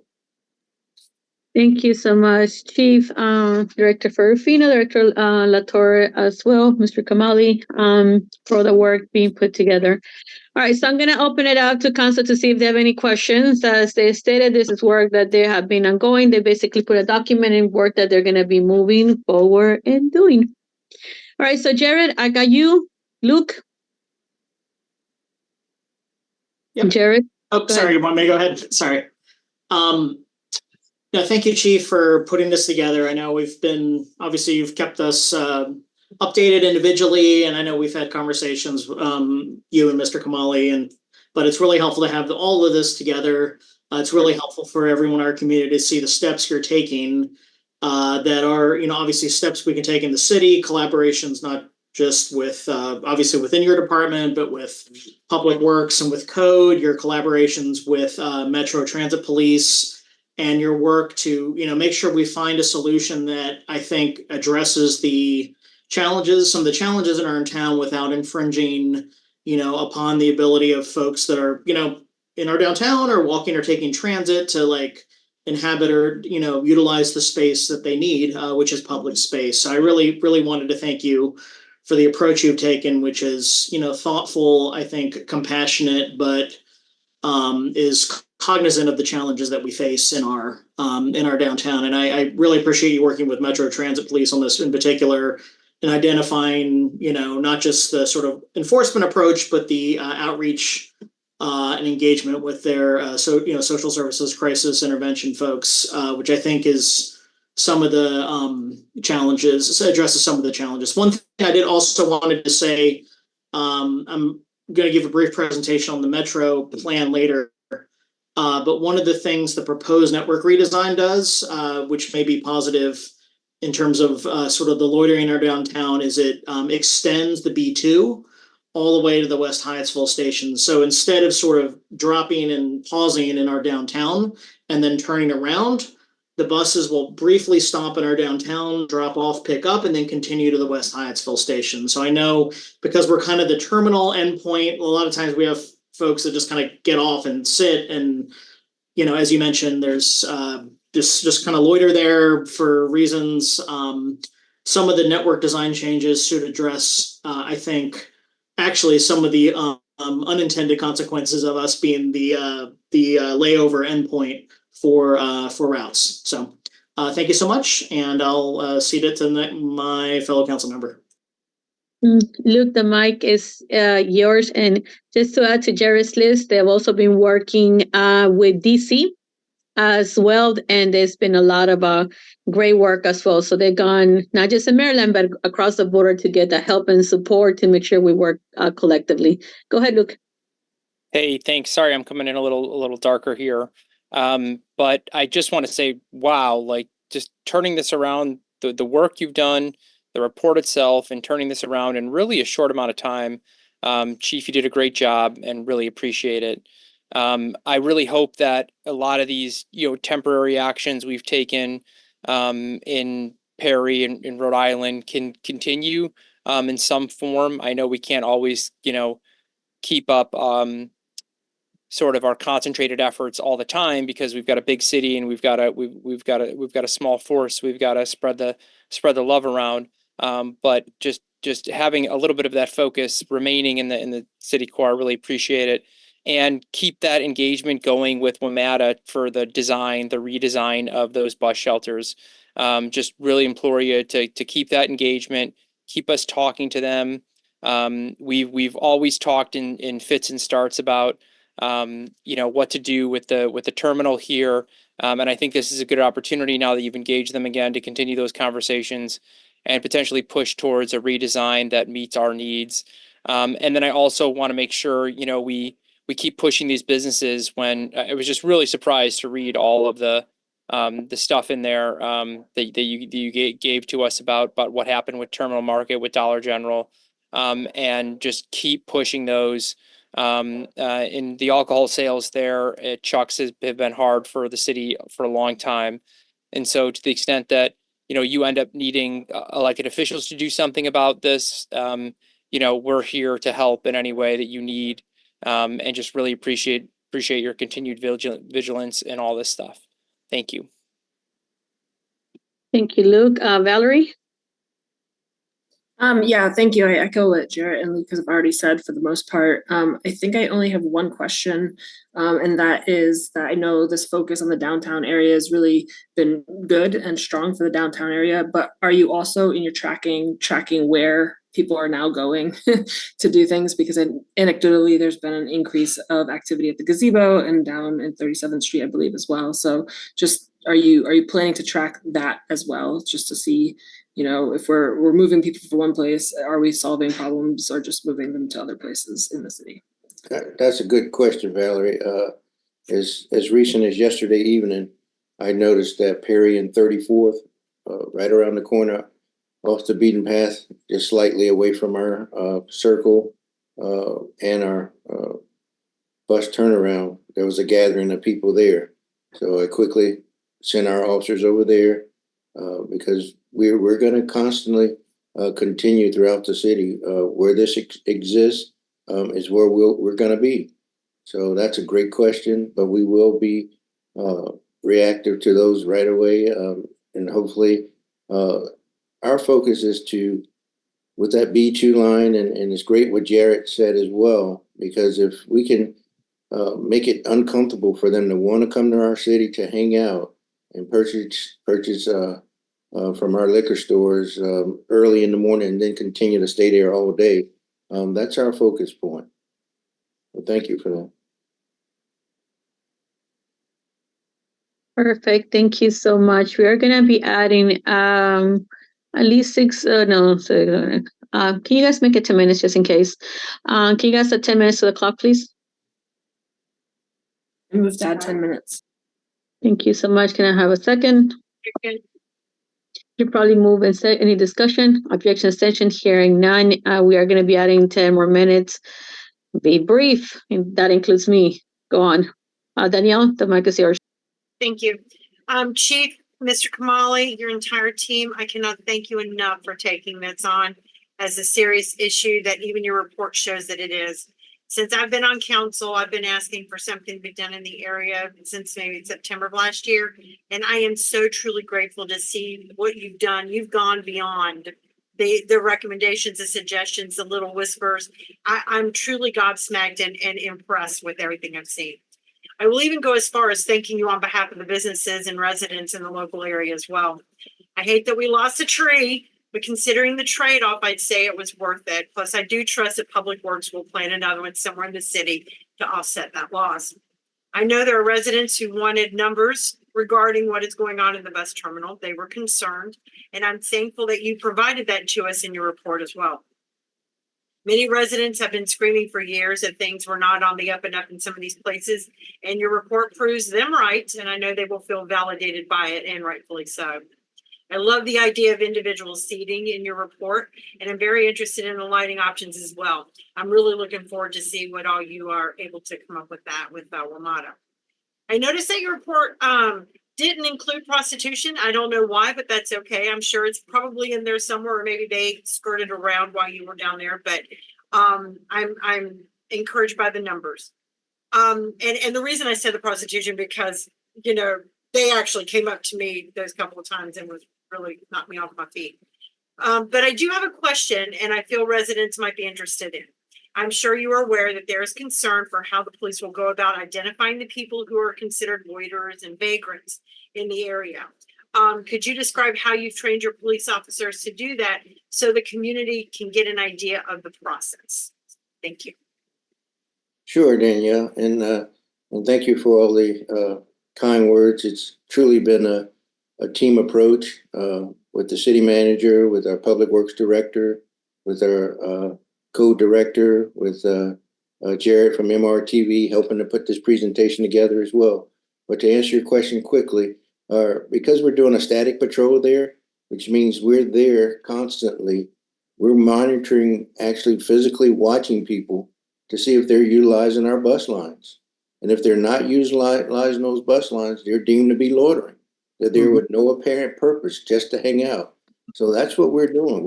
And then we have our normals that, once we cite them, we have to have a court date and all. And then most of the time they probably won't show up for court, so they'll have a warrant for their arrest as well. So that pretty much is how we do it. Thank you very much, Chief. I appreciate it. Thank you, Chief. All right, you guys. I'm going to be very brief, like I asked others to be, because the reality is, I think we're beating a dead horse. So Chief, thank you to the whole entire team. Director Ferfino, her whole entire team from Code. Director Latour, her whole entire team from Public Works. Obviously, Melly from Communications, her whole entire team. Mr. Kamali, you're the head of the whole entire team, so the teams, right? And obviously, Chief of Police, Austin, and your whole entire team. Extend our thank yous to every single one of them because, you know, we couldn't do the work that we do without them. I know you guys have been on it, and I want to make sure we reinstate one thing that you said because I don't want nobody to be emailing me about this. The tree was dead that was removed, so it wasn't a healthy tree that was removed. So please make sure that that is put once again out there because we do have a vibrant tree commission that takes care of the trees, right? So we do make sure that trees are removed for the particular reason. So the tree was dead. In saying that, I know there's a lot of work that you guys do that are not in the report because investigations are ongoing and work needs to go through processes. People have to go to court, cases have to be like presented and so on and so on and so on. So this is a small picture of so many more things you guys are doing. So I definitely want to thank you for that. And I want to let the community know that they're working a lot, right? This is like the synopsis of what they could give you right now. But there's so much work in the process. And sometimes you might not know they're there, but they're there. You know, 100% they're there. Making sure they follow through, making sure they're gathering information, making sure that steps are followed. All right. So in saying that, Mr. Kamali, do you have a question? Because I see your hand up or a statement you want to make. No, I just want to say thank you. I just want to make sure that, you know, Lieutenant Calloway and detectives also were involved in this process. And I appreciate their time, and I appreciate Chief Austin, Rocio Latore, and Alma. And I appreciate you that you're going to join us on Thursday at 11. We're going to have a meeting, and we're already in contact with the board of directors, with the WMATA, and we want to make sure Dr. Tracy Liu, who was a council member, former council member, I have connected with them, and she has been so great. So I want to say thank you to her, and definitely we're going to make a difference. And I appreciate the team, and I appreciate the council, and we're going to make a difference, big difference in the near future. I appreciate everybody's time on that. Thank you so much. We have, okay, you guys are putting a lot of things in the chat, but at this point, I'm going to eventually disassemble the chat because it's really distracting. So listen, to anybody that wants to make a comment, the rules are as follows. They've been the same rules for as long as I've been a council member, as long as Mayor Maya was past mayor as well. Name, last name, block, and street number. In this case, type it down so that we could call upon you. So that way we could address who you are before I call your name. If you're just tapping away in the chat and you're not putting your information, I am not going to be reading it because it gets really distracting and becomes a whole entire conversation. All right. So I do have, hold on one second. Virginia Humphrey from, what's your block number, Virginia? 3500 block. 3500 block of 35th Street. You have a minute. Go ahead. Thank you. I appreciate all that you've done. And since you had talked about talking to some businesses and investigating some businesses, I did want to ask about Brutainer specifically. That is on the circle in the 3400 block of Perry Street.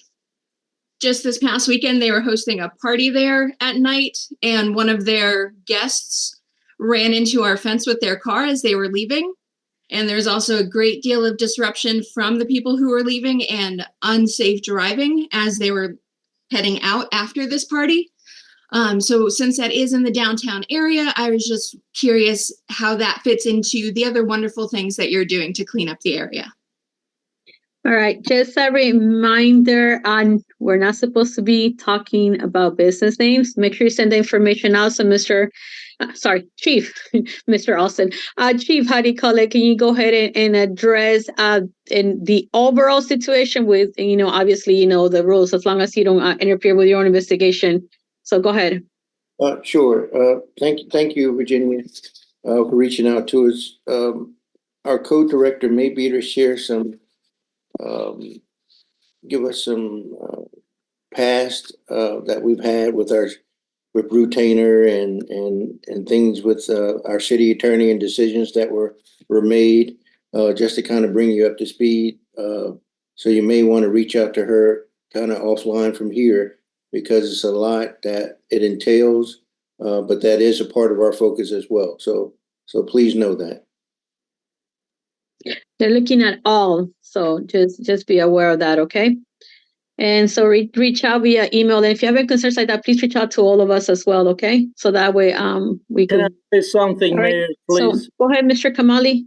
Yeah, I just want to, make sure that Virginia, we just had a meeting with the city attorney and director of code last week, and we're looking at their activities at, Retainer. So please, just email me, and we're working on that case, and we want to make sure that that business is in compliance. So I do appreciate if you email us as soon as possible. Yeah, and Virginia, if they don't give you the whole information, it's because it's an active case, right? So just be a little bit patient, because at the end of the day, we want to make sure the results are done and we don't hinder the investigation. Okay, so that's what we're being a little sensitive on and very careful with the things that we say. All right, so time is up. I do have one more I have one more. Okay, Heather, can I add you guys to give me like 2 more minutes on the clock? And I think this is the last thing. Oh, we have to do our priorities. All right. So let me do 2 minutes on the clock, and Heather, be extremely brief, because we already extended the time as much as we can. All right. I have a motion. Can I get a second? Second. Okay, so probably move in second. Thank you, Luke. Any discussion, objection, abstention? Here none. 2 minutes. So 1 minute for you and 1 minute to maybe reply to the answer. Go ahead. Heather, 3700 block of 35th Street. Yes, I wrote the question in the comment in the chat, but I was asking Heather Ware, 3700 block 35th Street. The stores that have violated the cigarette sales and the drug violations, will there be consequences to that? Yes, definitely, Heather. That's what Mr. Kamali is referencing now. Our code director, who pretty much for our city issues the business occupancy license, as you know. They're working on our current ordinances now as it pertains to that with our city attorney as well, to make sure that we strengthen those ordinances, that when we find incidences such as the illegal activity, that it won't be something that that'll be a lot easier for us to move them out by revoking that license. Thank you so much. And I just want to say thank you to everybody. Thank you to everybody involved. Heather, all of you. Try to keep it next up all together, because if not, I'm going to have back and forward, and then I even get in trouble with my counsel for that. All right. But thank you, Heather, for also your help. I appreciate it. All right. Moving on to the next item, you guys. Sorry. I know it's 9:01. We have 3 more items. All right. Presentation letter of WMATA Metro regarding the Better Bus Network. Jared, go ahead. Yep. So folks, you remember we had a discussion on the bus network redesign for Metro. This item was in your agenda packet, and so this is literally just a letter going over and presenting the council feedback. I'm just gonna, because it's in the agenda item, I know everyone's read it, I'm just gonna go very quick through the bullet point items. So if you want to scroll down, we're just thanking Metro for the stop, go. Okay. Roll up, Melissa. Okay, so I'm just going to literally read the top line bullet points. So we're writing a letter just commending Metro for the network redesign, which actually had almost entirely positive benefits for our community. We provided a letter last year. We got basically everything we asked Metro to consider. So I just want to point that out. Input really matters. Council feedback, city feedback really matters in terms of preserving the mobility and equity benefits we need in our city. So just quick bullet points. The proposed network maintains or improves the frequency of network lines to and from Mount Rainier, from DC and Prince George's County. The proposed network dramatically increases connectivity from the West Hyattsville station. So as I mentioned earlier, the G8, which now ends at Kaywood Gardens, will go all the way to West Hyattsville station every single run.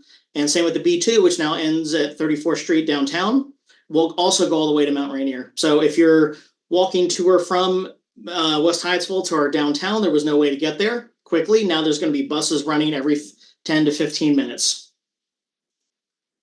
Continues to provide 24-hour service into and through Mount Rainier. So when Metro is continuing, there's a certain level of service that's going to continue to come from DC into the city 24 hours a day. Really important for second or third shift workers.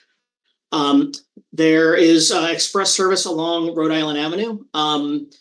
Metro's proposal creates an all-day express line from Greenbelt to Rhode Island Station with a stop in Mount Rainier. So there's, instead of stopping every single 2-3 blocks, there will be an express service along Rhode Island Avenue.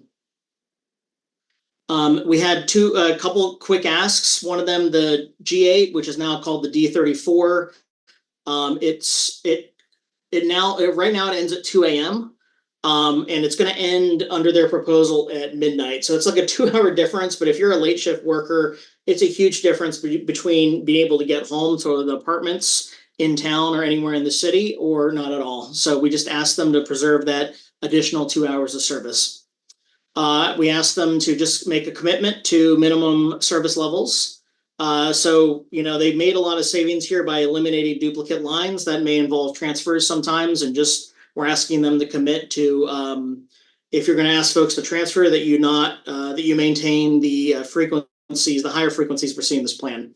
And same thing, Metro eliminated a fare.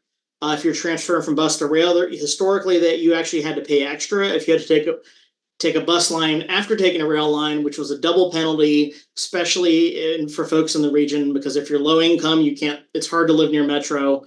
Metro eliminated that, and we're just asking to make sure they continue to maintain that for equity reasons. And that was it. Thank you so much. It's going to be signed in tomorrow.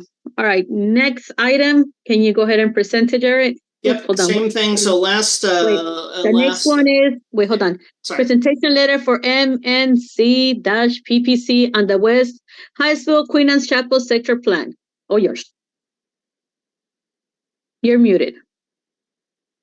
Yeah, we had a MNC-PPC staff come and present on the basically the updated draft of the West Hyattsville Queen's Chapel sector plan and sectional map amendment. I know that's a mouthful, but basically it's a redesign for the area around the West Hyattsville station. That's a mix of the zones and zoning area around this station, roughly maybe around a 10-minute walk and area around it. This includes areas of Hyattsville, unincorporated Prince George's County, and the northern part of Mount Rainier. Obviously, we're just commenting on the part that we're on the city, and then some of the additional mobility benefits as well. So they didn't make a bunch of changes from a year and a half ago when this was proposed. If you go back to the council meeting a month ago, you can see the MNC-PPC's staff's update on this. So I will kind of refer folks back if they're trying to get more details and updates. So we asked quite a few questions and they provided a ton of background. There's a staff presentation from Park and Planning as well. If you want to scroll down. So again, this was all in the agenda packet as well. So we just commented that, if you can scroll down a little bit more. So there's kind of 3 major points. We just mentioned that, continue to focus on improving walkability and bikeability in the sector plan. The parts of our city that are in this zone are lower moderate income, very transit dependent. Many are 0-car households. They use transit. Folks walk a lot. The sector plan contemplates narrower streets, lower speed limits, shorter blocks, more public space, traffic calming. This is all really important for folks in our city, especially in the northern dense apartments that are walking every single day to the West Hyattsville station. Supporting preservation of housing, affordable housing in the Mount Rainier and the sector plan. The plan recommended acquisition and preservation in the Queenstown apartments, unless DPI approves stormwater floodplain permits or allowing development. There is a specific call out of Queenstown apartment which is in the floodplain. The sector plan actually suggests 3 very key and important housing preservation steps. Property should be maintained as affordable housing. Any demolition or redevelopment should not occur until residents have been relocated to comparable housing, unit size, and price point. And if a developer obtains appropriate stormwater floodplain approvals, property should be redevelopment, including mixed income housing. So we just, this is already in the plan. This is Park and Plan suggestion. We just wanted to be clear that it's really important to us. That complex is home to thousands of working class Mount Rainier residents, part of our affordable housing supply. And we just wanted to reemphasize that suggestion from Park and Planning, how important it is, and also the importance of community engagement, particularly bilingual outreach to the communities in that area. Third suggestion was adjusting the sector plan to align with Mount Rainier's Vision Zero plan, Safe Streets for All. Just to call out that we passed legislation, creating a Vision Zero task force. We completed Vision Zero study, and as folks know, if you've heard many times, we were the winner of a $9.7 million Safe Streets for All implementation grant. It's going to remake the city, touch pretty much every single block in a 5-year program of projects. And as part of this, we'd also introduced an ordinance to lower speed limits citywide to 20 miles per hour. The sector plan Park and Planning put together relied on some historic plans. We simply asked them to align their sector plan with our Vision Zero study and all the infrastructure projects that we're carrying out over the next 5 years. And we're going to attach that Vision Zero plan to this document as well. And that is all. Thank you so much. Thank you so much. It's going to be signed and shipped tomorrow. I'm literally stopping by just to do that. All right, moving on to the next item. I have a comment on that last item, please, Mayor. Go ahead, Danielle. First of all, I don't remember discussing a letter being written on behalf of the entire council without our input or discussion. When was this decided? Because I have questions, and I don't necessarily agree with everything that was in the letter. Jerry, you want to take this one, or you want me to answer it? You can go ahead and answer it. When the presentation was made, and even prior, we have said that we were going to be making recommendations moving forward and submit a letter. That's something that since, last year, Jared? We've been doing and being active on it, and we have made the commitment to send letters with suggestions on every single integration that they made. And this is the reason why we're making this. So this has been going on for the last year. And there's a letter that was sent last year as well. And then when they make with the changes and came back, we are doing a follow-up to the letter. So this letter is not a stand-on letter, but it's a follow-up to another letter that we wrote. And we're very appreciative that, as Jared mentioned, the feedback that we gave very strongly pushed forward change, and change that was very needed in our community. All right? I appreciate that. Thank you so, Danielle. This is not a conversation back and forward. You already had your time. You had a question. And you had your answer done. Okay. So thank you so much. All right. Okay.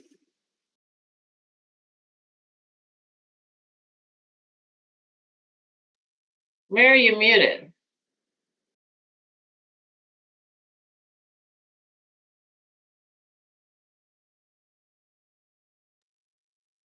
Mary, you're muted. So Jared, MN/NCCPC. I think that the slash was in the wrong space. It is, yeah. Sorry about that. Yep. So that's what's gonna be corrected and fixed. Thank you for that. All right. Moving on to the next item, discussion mayor and council priorities. It is 9:12. I know we have thousands of priorities, each of us. Some of them, they go back several years, and we've been taking pieces at a time to make them happen, because something that we have been very successful has done. I know that me and Luke had practiced this like forever. This was originally Luke's idea. He used to come back with a big whiteboard. I know, Luke, no whiteboard this time.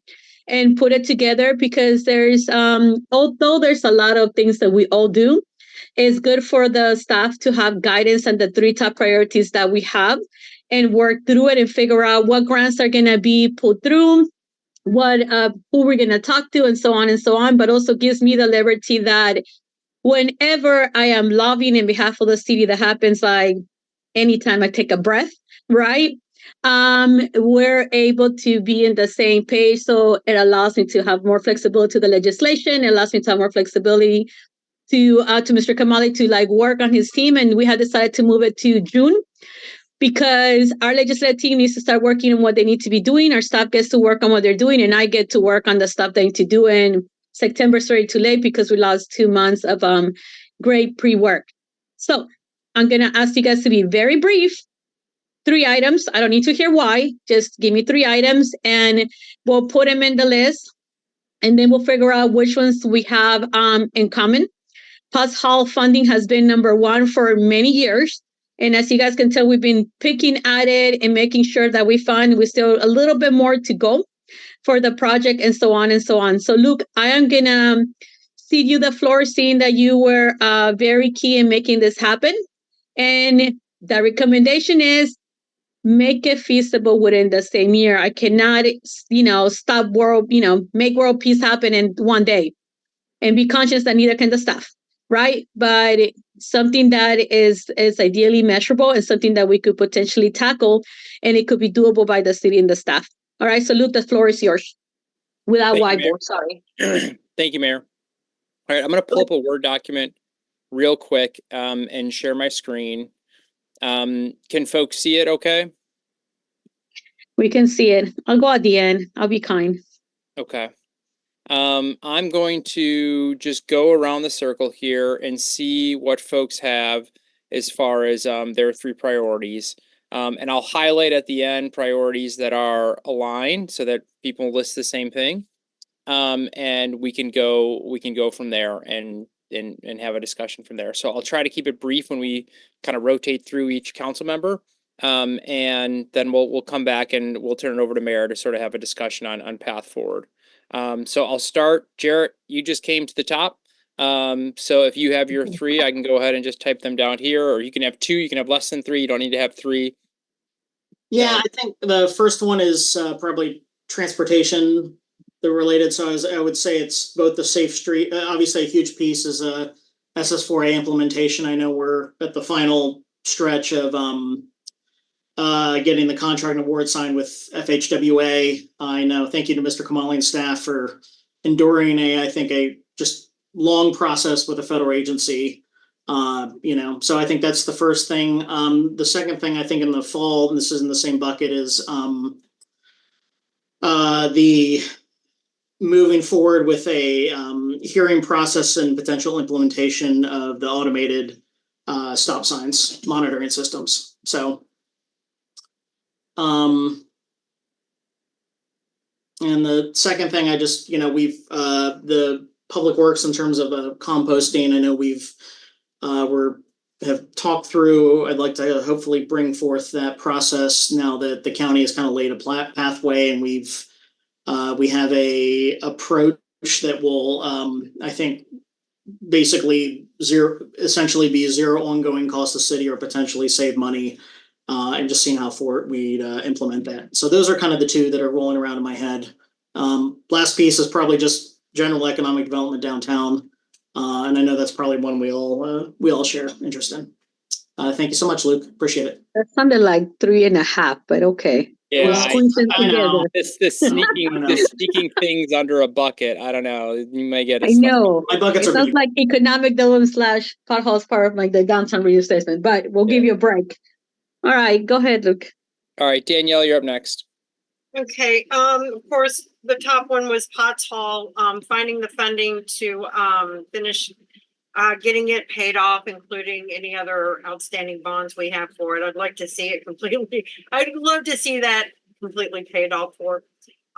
Also finding grants to help the city convert from gas reliance to electric reliance, as outlined in resolution 01/2021, the municipal greenhouse gas resolution.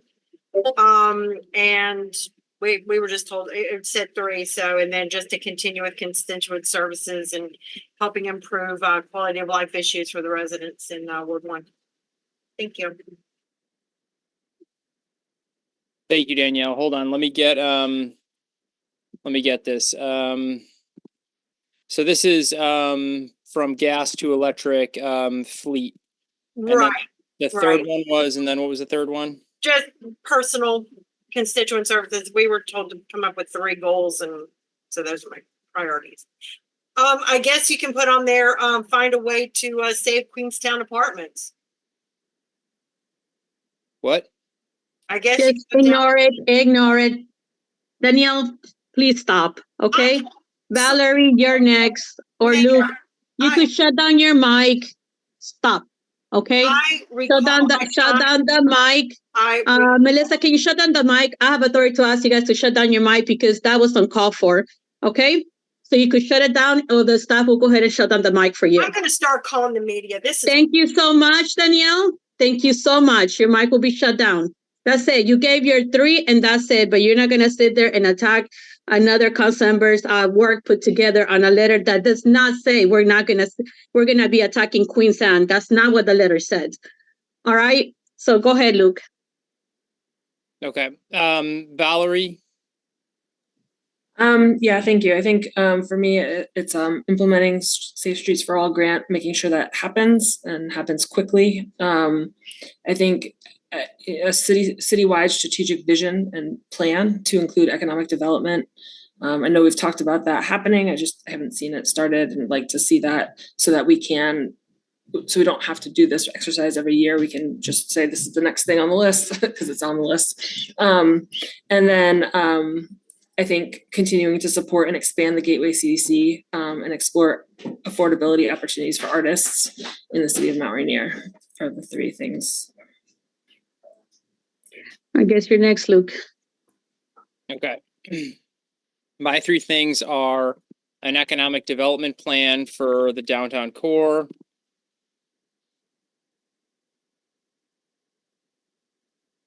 Rogers Park design and implementation.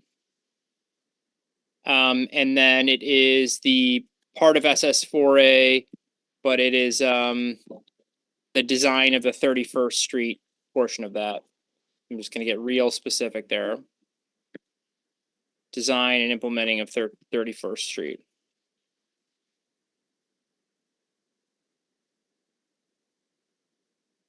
Which will be my focus there. Not that my focus won't be elsewhere, making sure, I think that's a shared priority of all of us, but just making sure we're making progress there. All right, Selena. All right, so you guys know obviously SS for All, wrapping it up is important, right? And right now we're dotting our dots, crossing our T's, right? So that should be coming up soon, right? Economic development, but heavily focusing on finding the resources for Potts Hall and any other grant for the whole economic development area, all right? Because 1.5 is not going to fall off heaven and nothing's going to happen in the city unless we get that done. And I'll leave it at that. I mean, my list is like 3,000 things, but I'll leave those 2 at least as my 2 top priorities. That's where it's at. Thank you, Luke, for leading us in this exercise. Okay, you're like highlighting now, Luke. Yep, so I'm just going to highlight things that are the same. So we've got lots of SS4A. We've got Potts Hall. And we've got economic development for a lot of folks. So Luke, for my number 3rd one, it will, we'll kind of combine them. Thank you. So econ will be like the same as light blue. Thank you, Luke. Yep. You're getting fancy with 3 colors now. See, you couldn't do that with your chalkboard. It was only 2. We were limited to 2 colors. One day it was 1. So I think this is good. I think we should think through who we want to work with here. I think it's or maybe Mayor, I'll leave that up to you, because this might be like we hand this off to Kamali and he sort of figures out how we work these, obviously with those items that are highlighted being sort of the core things we want to focus on. Yeah, I would say for the next step would be like Mr. Kamali has them. Our clerk will also like make sure he provided to them, Luke. And then from there on, we're going to start working with our team. And that's when I get involved with Mr. Kamali. And when it comes to legislative angle, that's the wing that I take. He takes the other part of it as well. And then I know some of you guys have also stepped up to help me in that side because it's a heavy lifting. But at least we have marching orders for the staff to look into it very heavily, obviously, on funding, SS for all, and economic development and growth when it comes to downtown in the whole entire area. Because I know there's plans, and I think that we need to do something, kind of what Chief did today with Director Ferfino and La Torre, to put it all into one document. Because we know we've seen improvements on, Rhode Island. We see the part 34, the other part 34, but I think that maybe like presenting a comprehensive plan of everything will put us more into the gear of what's being done and what the focus looks like. Okay. All right. So thank you guys for contributing. I know we have 1,000 things to focus on, and just because we do not match on certain things does not mean that the work is not gonna get moving. All right. Moving on to the next item. I just see Mr. Kamali. Can we get sorry, Mr. Kamali. I need the agenda on the front.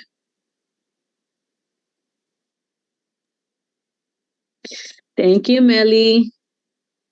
All right. Okay, so presentation of the minutes. The city clerk will present the minutes from June 4 to legislative meeting minutes to the mayor and council. So you have them in your package. Review them. All right. And Melly, again, thank you for keeping us up to date on minutes. I think that I speak on behalf of the whole collective in saying that I don't think this is something we always wanted. I know Luke and I wanted it, the past mayor and council and Jerry, Valerie, all of us, right? But to have it now a reality, to be like so up to date to the minutes when we're seeing now the minutes for the last meeting in June in our packages is definitely very helpful. So that will be able to vote on them on the next meeting when we come back. So before we move to item number 10, we have the coming event, Mount Rainier Day was postponed to September 7 at the Nature Center. We also have the big Afro-Caribbean Festival this weekend on Perry Street right here by Potts Hall. The 47th District is having a health fair as well. Information is going to be going out, and that's from the Center, Malcolm Augustine. Delegate Fennell, Delegate Julian, and Delegate Tavares are putting the health fair in Bunker Hill. And just a reminder, the Farmers Market is there every Saturday until 1 p.m. here through the whole entire summer. And most of the people there are local people that work in our city and surrounding cities to bring the stuff that we need to keep ourselves like yummy and healthy. All right. And as a point of privilege, there's a communication that went out regarding the firefighters station in Bunker Hill, but the surrounding firefighters in behalf of the city. Thank you to the whole entire team, not just for quickly mobilizing. I know we were in the phone with Chief Green within a matter of minutes, setting up a meeting and everything else. So we've been on board since day one. So I do thank the chief for Chief Green, Chief also Fisher from the Mount Rainier Volunteer Fire Department. Valerie was part of the task force, as well as Mr. Kamali, right, in making sure we move forward in getting all the information detailed. I will say to you guys, the situation is not ideal. Unfortunately, there's a big shortage of firefighters, and they're doing the best they can. We are going to be having weekly calls and updates in order to make sure, not just with our local fire department, but also with the county fire department chief, in order to follow up, get the data and everything we need to do. And in order, that was going to be my last comment, Valerie, in order to make sure that that we get information data, and if there's any concerns, we'll address them immediately. There is an additional EMS unit that will be at the Bunker Hill Fire Station, and the chief battalion is also EMT trained. In order to make sure we have it, we have extra support there. Majority of the calls, we have been told, are from EMTs in that location. and we'll go ahead and continue working with the county and their assessments and figure out what else is on. Valerie, Mr. Kamali, is there anything else I need to include about the communication that was sent down on behalf of the city that you guys could think of before I go on? Well, thank you, Mayor. I just want to let you know that we're in the close communication with Jason Fisher, the chief of the volunteer fire. In fact, today I have connected him with our, grant writer Bill. There are some opportunity that we're gonna apply for the fire department. So hopefully everything is gonna, stay on the right track. And I appreciate you and Valerie for joining that call the other day. Thank you. Thank you so much. Valerie, anything else to add on your end? No, I just want to reiterate that we are getting extra ambulance service, and that's really critical. So thank you for leading on this. Thank you so much. And to point out, last year was about 85 personnel that were authorized to be hired. They got over 50, I think close to 57. That's a new class that just started. And this year, the county authorized 150 plus members of for the firefighters to also be recruited. So the impediment for firefighters is not their positions, so no funding. The funding is there. They're working through the process of hiring, but there's a shortage like nationwide, and they're doing everything in their hands. But again, we'll continue assessing the situation, and if there's any like immediate change that needs to be made, we'll go ahead and continue advocating. So please be aware that this is not a like, yes, we said everything's fine, and there was thousands of questions that were asked, and we were informed that career firefighters do need that extra help, and we're trying to support them as much as we can. The fire station, there were rumors that it was going to be closed. It's not being closed. And as a couple of us did stated, there's going to be an extra ambulance set there. Both Rainier Volunteer Fire Department and Brentwood Fire Department are collectively working together in making sure they create a schedule. If they need any help, they're going to be working with Chief Green and figure out what else could potentially be done. So if they feel like even with their team, they cannot put something together, they'll be reaching out to the fire chief, Chief Green, in order to make sure that she is knowledgeable on it. But the communication with our local chief, Chief Fisher, is very close. We also have communication with Senator Augustine and the delegation for 47. And we are in constant communication as well. And they're very abroad of the situation in the same way. So you have all of us pulling together and working as hard as we can to make sure that we do whatever is best for the community under the conditions that we have, and assessments will continue happening to make sure this is not something that we'll have discussion until October. We'll continue having communication. And last but not least, I want to give a big, gigantic thank you to the Recreation Committee for putting an outstanding Pride event this weekend.